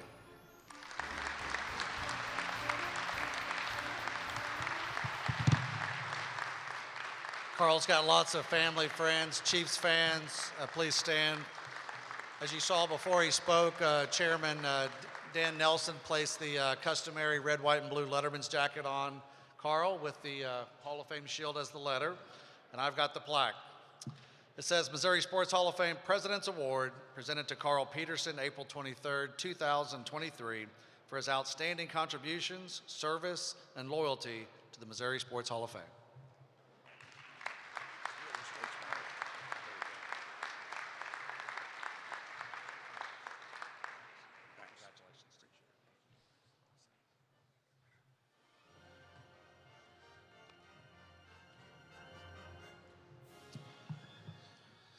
Up at Springer Fieldhouse in St. Joseph, there's a banner that hangs in the rafters. It says, Benton Cardinals girls basketball 2007 30-0 Class 4 state champions. What it doesn't say is just how dominant that Lady Cardinal team was as they steamrolled the competition all the way to a state title. Let's take a look back at that magical season.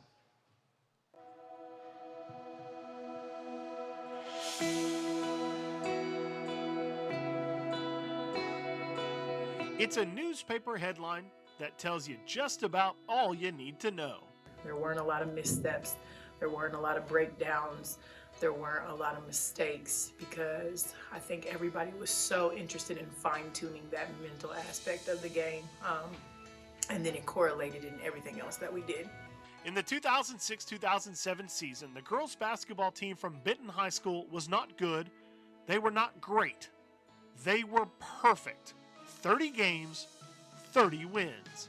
The level that was set for us, other teams and other coaches would come in and be like, you know, this is too much, this is too hard. Why would you put that kind of stress on a bunch of high school girls? But we saw it as we were believed in. Someone saw in us what we could be, more than what we saw in ourselves. Led by Coach Brett Goodwin, the Lady Cards were the first undefeated state champion in St. Joseph history, and just the 29th undefeated team in state history. Their season saw them beat both the Missouri Class 5 champion and the Kansas Class 4 champion. I think teams definitely adopt their coach's mentality. Luckily for him, I think we already had that. So when you have a coach that's feeding that, he wants you to be competitive. He wants you to be intense. And he wasn't the coach that was going to say, hey, simmer down. He actually poured probably a little more gasoline on that fire, and that was exhilarating and fun to play that way. The fact that we had the same exact mentality as far as just hard-nosed, just get after it. Like, we didn't accept losing, and every single person had that same exact mentality. Their playoff run, spotless. They won every postseason game by double digits, including a 15-point win over Farmington in the state finals. It gave Benton their first state title from a girls' program. Even the people on our team that didn't get in as much, that came off the bench, they even believed in themselves too, to work as hard as the rest of us in practice. So for them, just to be able to there and work hard and then push the rest of us as hard to do, you know, it just really showed like the culture that everyone had, the mindset, everyone wanted this one goal. Their team success reflected individual accolades.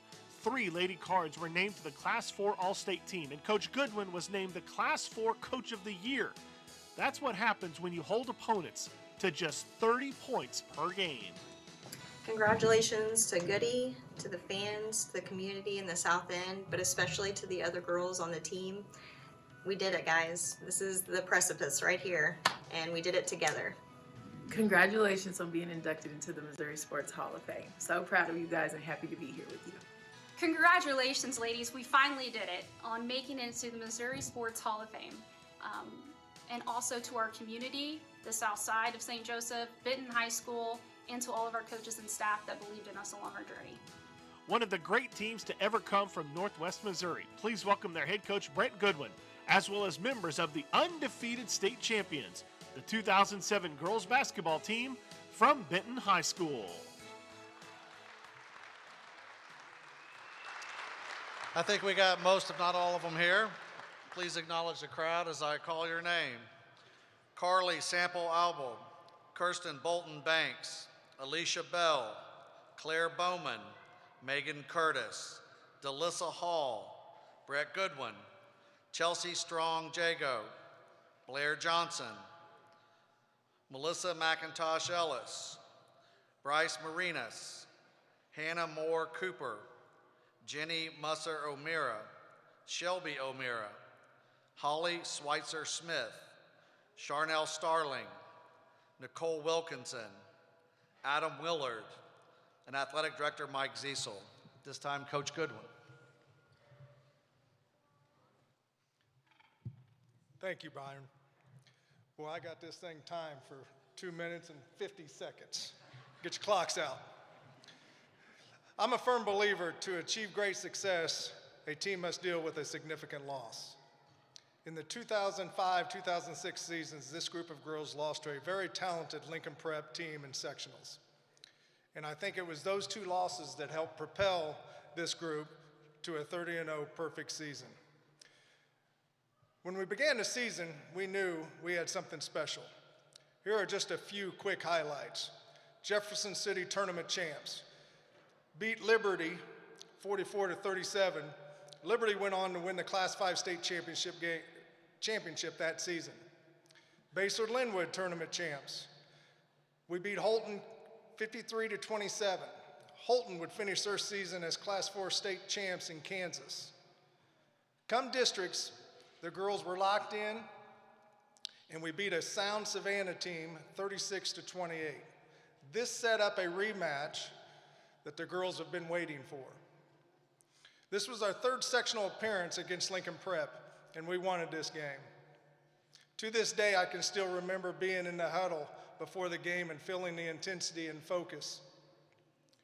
We had been knocking on that door for 2 years, and it was finally time to break through.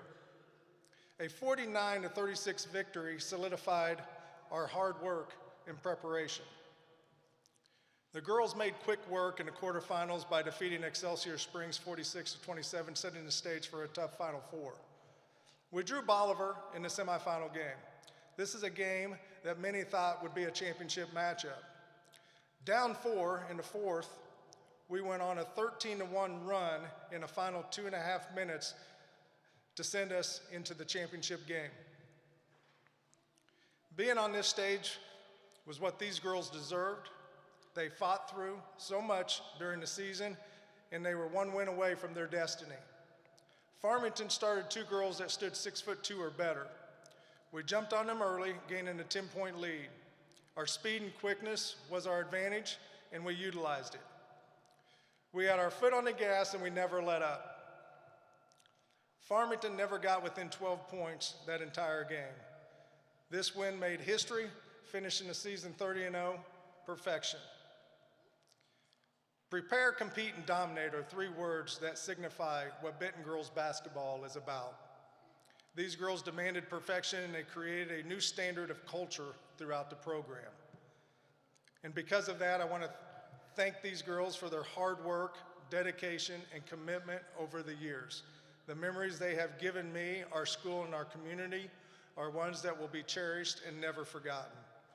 To all the parents and families, thank you for understanding what it would take for these girls to be successful. The sacrifices you made throughout the years will never be unnoticed. I would also like to thank Mike Ziesel, who was our athletic director, and assistant coach Adam Willard. Your support and advice was always appreciated. And last but not least, to the Missouri Sports Hall of Fame, thank you for accepting this team into a part of history that we can take with us forever. Thank you. 2 minutes, 50 seconds, baby.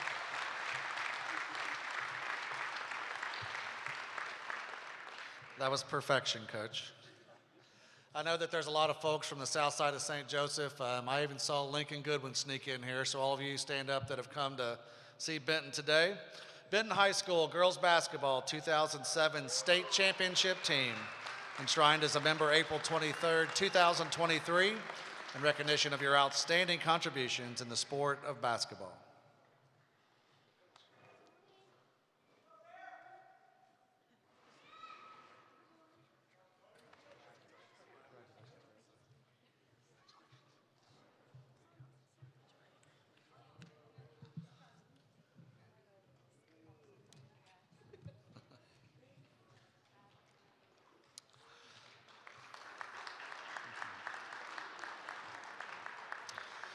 The kids today would call our next inductee a bucket because Michael Watson was a 3-level scorer for the University of Missouri Kansas City Kangaroos back in the day. In all, he scored nearly 2,500 points for the Roos, and his jersey has since been retired. Let's take a look back at the highlight-filled career of Michael Watson.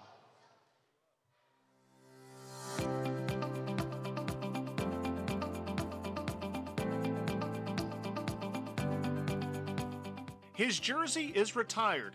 It's recognition for an unmatched career. And Michael, this is your house, right here at Municipal Auditorium, where you scored all those points. What a great situation it was for you at UMKC. A graduate of Central High School in Kansas City, Michael Watson could have played in college almost anywhere, but his choice was right down the road. So we got lots of letters coming and try to recruit Michael, and he really, we sit and talk, he really wanted to stay close to home to become a hometown kid, which I'm like, you'll always be from Kansas City. That's me as a parent thinking I was glad too, but he went on here to UMKC and they let him. He excelled in his sports and everything. He did really good. Yes, Mom, he did. In 4 seasons for the UMKC Kangaroos, he scored nearly 2,500 points. He is the school's all-time leading scorer. He also holds the career record for most three-pointers made, most games played, and most minutes played. And his 54 points in 2003 are a single-game school record. Watson coming off the screen, gets it on the baseline, and on the pull-up, mercy. When we played Colorado, and you had 32, and there's a minute to go in a game, and you cramp up, and I got to burn one timeout, you're still not ready to go, the importance of you to that team meant that I was going to burn as many timeouts as I had to till you got back on the court. Coach Zavosik was able to let you have the perpetual green light. It led to your motto, if it doesn't go up, it can't go in. And man, you put it up a lot of times, but you scored it a lot of times. He twice led the Summit League in scoring and is still third all-time in conference history. He's the only UMKC player to ever earn first-team all-conference honors 3 consecutive years. And he's one of just 2 players in school history to earn all-district honors. He wasn't really out to set any records or get recognition. None of that was, Michael's intentions at all. Just kind of like happened. It really was a blessing because none of us really saw that part coming. And he was breaking records and scoring and going out of town and beating teams. And after 8 years of professional basketball, both domestic and abroad, Michael Watson returned to Kansas City and is still connected to the game. He broadcasts high school and college games and even founded a nonprofit called Mentality, aimed at exposing kids to the benefits of organized basketball and volleyball. To be inducted into the Missouri Sports Hall of Fame, very well deserved. Congratulations. Congratulations on your induction into the Missouri Sports Hall of Fame. Well deserved, my friend. I'm very proud of the young man that he has become, not only as my son, and like I told you earlier, but also in the community as far as helping each other. And he's a blessing, really a blessing. And the Hall of Fame, now that there is a cherry on the cake to the topping. He is a true son of Kansas City. He has served as athletic director for KC Public Schools and directed programs at the YMCA and Boys and Girls Club. Ladies and gentlemen, please welcome Missouri Sports Hall of Fame inductee, Mr. Michael Watson. Thank you. Thank you. Man, I only remember that guy. 25 years ago, I came to my first game here at Municipal Auditorium as a fan of UMKC. And so it's kind of a full circle moment to be now here and being inducted into Missouri Sports Hall of Fame. I want to thank the Missouri Sports Hall of Fame for this prestigious honor. Still kind of unbelievable when you think about just a kid from 35th and Prospect who just loved playing sports. To Chris Belvin, thank you for nominating me. And it's kind of funny because Chris worked for Oral Roberts University, and I used to torch Oral Roberts University. But I appreciate it. To all my friends and colleagues from REAP, from After the Harvest, and UMKC, I appreciate you all joining me here today.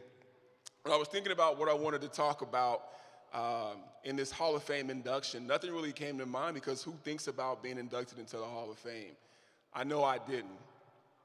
But it's actually very fitting that it's a Missouri Sports Hall of Fame because sports were always my sanctuary. Baseball was my first love. Football is my favorite sport. Basketball is just what I did in between time. I wasn't even a good basketball player. Believe it or not, I couldn't make a left-handed layup to save my life. So at 5'7", coach just said, just go dunk it. Says, you know what, I can do that. Most athletes will tell you that they worked their way through and through. They grinded it out, and that's probably true in most cases. But for me, I just woke up one day really, really good at basketball. God gave me the ability, gave me the speed and the strength, the athleticism, the focus, a wet jump shot, the mentality that good was just never good enough. And so through that, I was able to hone my skills on the basketball court, and then it became my passion. I like to think a few people who impacted me and changed my course of life along the way. Coaches like Harold Johnson with the KC Keys. Legendary coach Jack Bush from Central High School, the first person to ever challenge me off the court as a student athlete. Coach Brian Osterman, the guy who recruited me to UMKC as a freshman in high school to later play for Bob Sunvole. And then you saw him on the video, Coach Rich Zavosic, my favorite coach of all time. He once told me that if I ever stopped shooting, he would bench me, literally, and I never came out the game. To my guys at Metro Sports, John Dennison, John Sprugel, Neil Harwell, and Sean Belden, thank you for making the high school athletes in the area feel like big-time stars every Friday night watching High School Roundup. To those in my family who aren't here to celebrate with me tonight, my grandmother Rose, my Aunt Carol, my family members Gary and Devon and Cornell and DeAndre, who will be right out here celebrating with me, we miss you. I often get asked what I want my legacy to be, and being inducted into the Missouri Sports Hall of Fame was not one of them. I want to be known as a Hall of Fame son to my mom, Teresa, who means everything to me. I want to be known as a Hall of Fame father to my kids, Sonata, Jordan, Jada, and Elijah, my grandson, Owen, and my 2-day-old grandson, Oakland. I want to be a Hall of Fame father and pawpaw to them. I want to be a Hall of Fame friend and brother to my guys, Marcus, Elvis, and Eli, my inner circle. I want to be a Hall of Fame best friend and mentor to guys like Alex Gunnels of Mentality, Darren and Devin Conley, to Larry Parker Jr., Ben Miller, those guys who I was able to coach up and see go on to the next level. The late, great Kobe Bryant said the most important thing in life is how your career moves and touches those around you and how it carries forward to the next generation. So my girl Moona Lee is here. Who would ever believe that 2 kids from Central High School, the Kansas City, Missouri School District, where you're not supposed to make it out, will one day now be inducted into the Missouri Sports Hall of Fame? No one believed it, Moona, but guess what? God did! Thank you very much.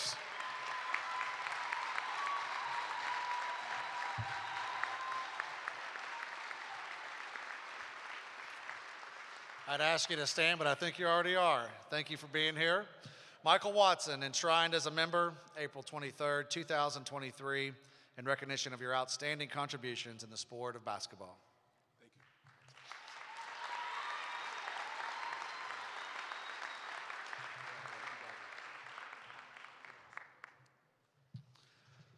The sport of soccer has always been big here in Kansas City, and I know we are all excited to host the World Cup here in Kansas City in 2026.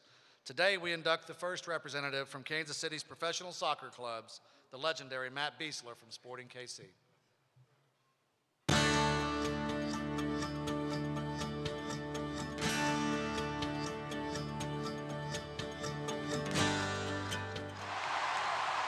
For more than a decade, he was the face of soccer in Kansas City.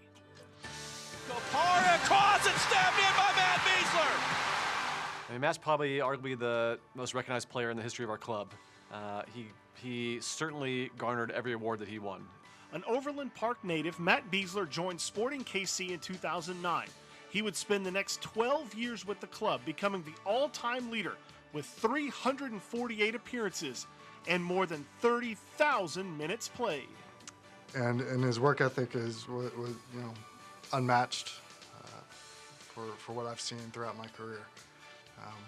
Our little healthy competitive spirit allowed us to grow in our careers.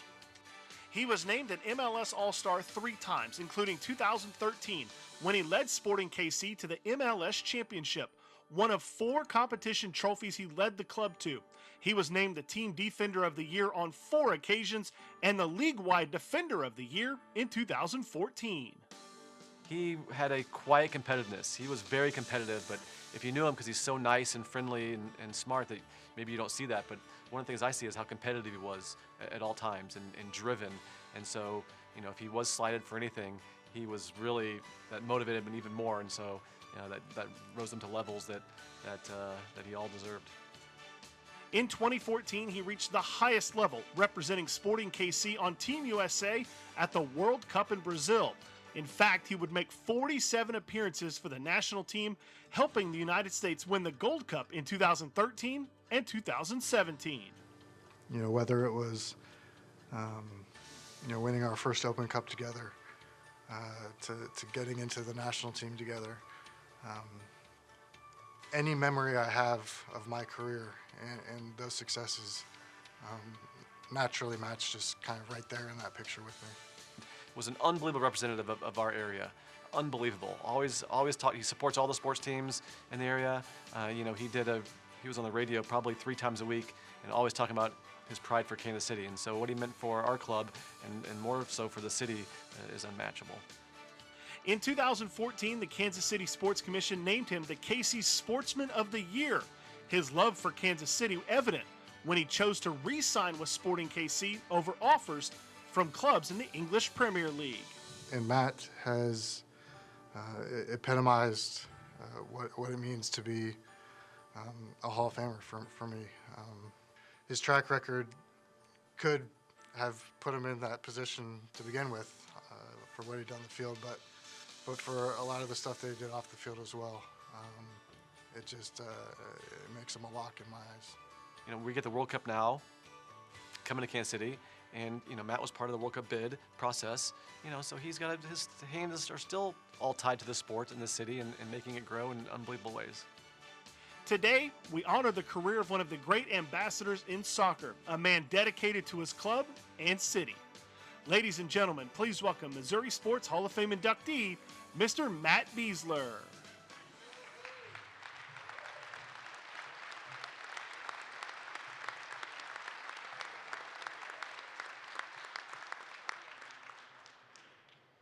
Thank you very much.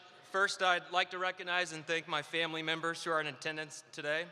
Mickey and Greg Miller, thank you for welcoming me into your family as your son-in-law and supporting Amanda and I throughout my playing career. Mom and Dad, thank you for all the sacrifices you made and opportunities you provided me to live out my dreams of becoming a professional athlete. I know a lot of kids say they have the best parents in the world. I'm no different. Now that I have kids myself, I realize how dedicated you were in giving us the best childhood possible. Amanda, thank you for being my wife. Getting inducted into the Hall of Fame is certainly an accomplishment and a dream come true. But as I get older and as I got farther into my playing career, what I truly dreamed about was having a family of my own. I dreamed about becoming a husband, a father, and a coach to my own kids. You made all those dreams possible, and you continue to inspire me on a daily basis with your big heart. I love you and our kids more than anything. I'd also like to thank Rob Thompson from Sporting KC, who's here today as part of the 2003 William Jewell soccer team. Thank you for your friendship. I owe a lot to you, and I would not be standing up here today if it wasn't for you. Lastly, congratulations to all the other inductees. I've enjoyed hearing your stories and getting to know some of you better throughout this process. Best of luck in wherever life takes you from here. I'd like to share one quick story. It's from my first ever professional soccer game with Sporting Kansas City back in 2009. The game was played at a minor league baseball stadium. I was not a starter, so I spent the first half on the bench. In the second half, I was told to go warm up. There was a little grassy area behind the benches for the reserves to use. Halfway through my warm-up, I needed to use the restroom because I had been hydrating all day, getting ready to play. And since it was my first ever game, I had no idea where the restrooms were. So I looked around and I found the nearest one. It happened to be a porta potty that was set up for the fans to use. I didn't feel comfortable cutting in line, so I went to the back of the line behind about 10 to 15 fans. When I got to the back of the line, I ended up standing right behind one of my elementary school teachers. She asked me for a picture and told me how she always knew I was going to be a professional soccer player. I then started taking pictures with a bunch of fans before someone insisted on me cutting to the front of the line, where I did my business and I got back to the game. I tell this story to laugh at the fact that my first ever game started with me taking pictures with fans waiting in line for the porta potty. And now I'm standing on a stage accepting an induction into the Missouri Sports Hall of Fame, which means I've come a very long way from that first game.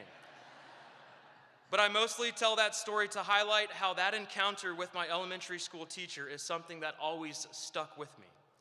I had the privilege of playing in some incredible stadiums all over the world, but every single game I played in, I felt like I was playing for someone that I knew, someone who impacted me throughout my life, a teacher, a coach, a friend, a family member. I played for them, and I took a tremendous amount of pride representing the people of Kansas City. Thank you very much.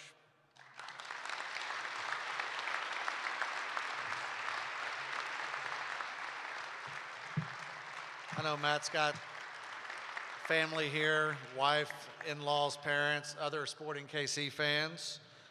Matt Besler, enshrined as a member April 23rd, 2023, in recognition of your outstanding contributions in the sport of soccer.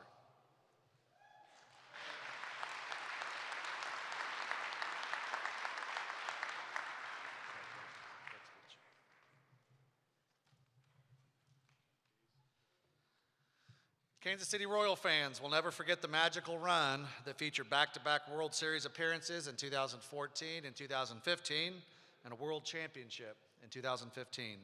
One of the leaders of those teams was a speedy outfielder named Lorenzo Cain, who will now take his rightful spot in the Missouri Sports Hall of Fame.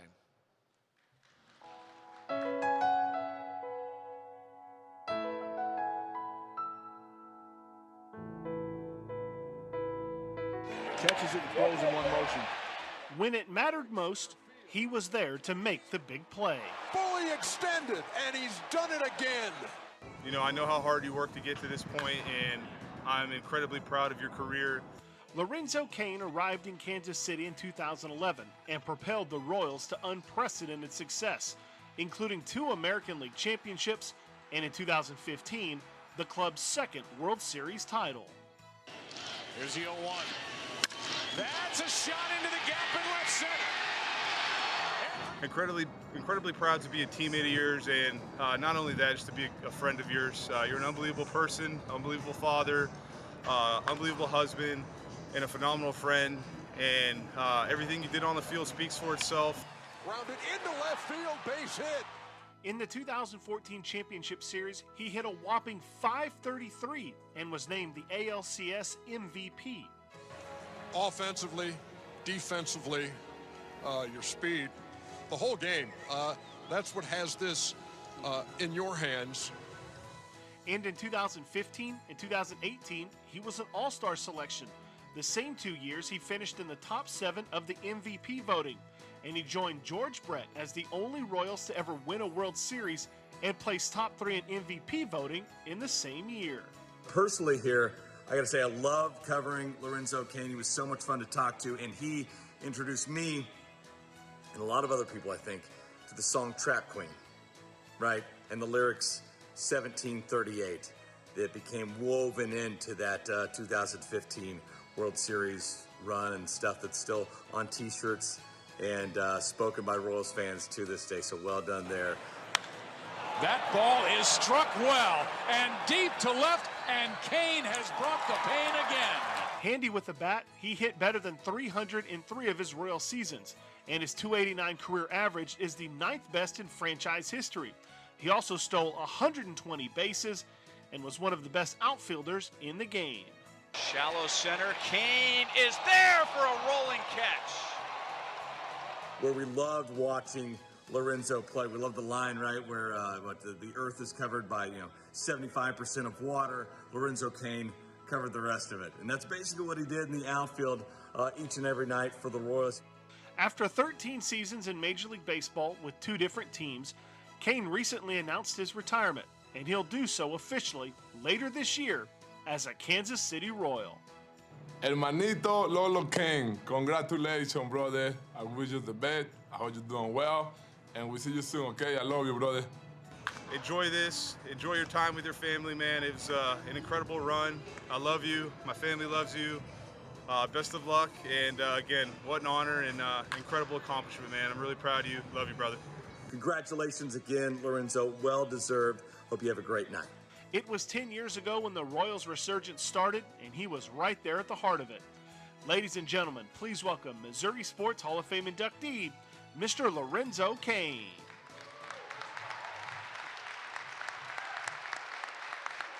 I don't have much. Man. Oh, wow. Wow. You know, I still get goosebumps watching that. It's amazing. It's been, 8 years now since that happened? Wow. First and foremost, I want to thank God for giving me the ability to do the things I did on the field. Without him, none of this is possible. But, yeah, just amazing that I was just a kid out of Madison County that started playing baseball in 10th grade. And, now I'm standing here today in front of you guys. It's definitely an honor. So, yeah, I want to thank my mom as well. She taught me and also showed me what hard work looks like. And I love her so much. I really appreciate everything she did for me growing up. It means the world to me. And, just when I was first traded to Kansas City, from Milwaukee, I was a little mixed emotions, kind of upset. But I think it took me all of a few days to kind of realize that Kansas City is where I was always supposed to be. So, as a thank you. Yes. And as an athlete, all you can ever ask for is an opportunity. And I want to thank Dayton Moore and his team, Ned Yost and his team, for always believing in me, giving me opportunities. Because without those opportunities, none of that happens that we just watched on the board there. I was a part of a special group, special team that brought a championship to Kansas City, and I'm so proud of that team and that I was a part of it.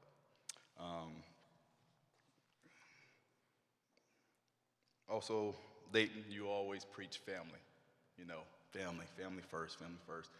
And I didn't realize what that meant until I had a family of my own. And I got a beautiful wife with three handsome boys. You can see them over there standing around. And to my wife, I want to thank you for, I don't want to say this, just being that consistency that I needed throughout my baseball career, throughout that baseball journey. And just loving me for the man I was and the man that I am today. So,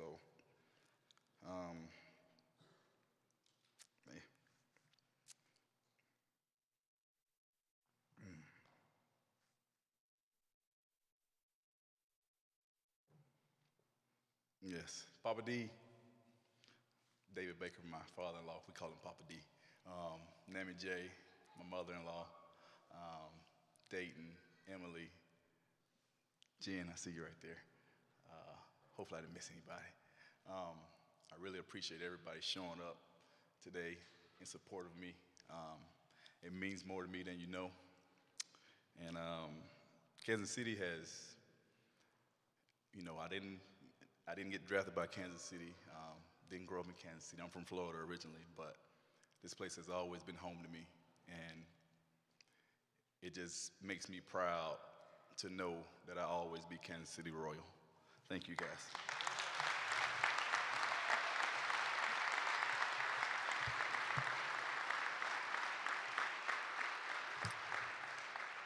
I know Lorenzo's got lots of family, friends, lots of Royals fans. I know he's got 3 little ones out here with the coolest bow ties I've ever seen that are very excited as well. Everybody that's here for Lorenzo, thank you for being here. Lorenzo Cain, enshrined as a member April 23rd, 2023, in recognition of your outstanding contributions in the sport of baseball.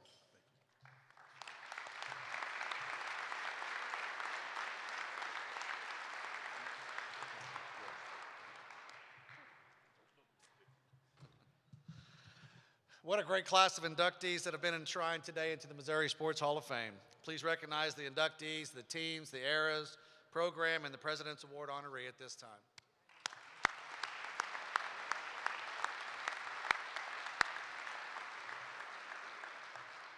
Allow me to thank each of you for being our guests today, and a very special thank you to Hilliard Inc. once again for being our associate sponsor. We have enjoyed being here in Kansas City and look forward to returning next year and for years to come to recognize the accomplishments and achievements of deserving inductees and honorees. Please be sure to stop by the gift shop on your way out to purchase Hall of Fame apparel or a print recognizing today's inductees. Also, please remember that we have a few teams left for tomorrow's Celebrity Golf Classic, so please see Derek in the gift shop for a great can't-miss deal on golf tomorrow. Thank you so much for being here. Please drive safely on your way home.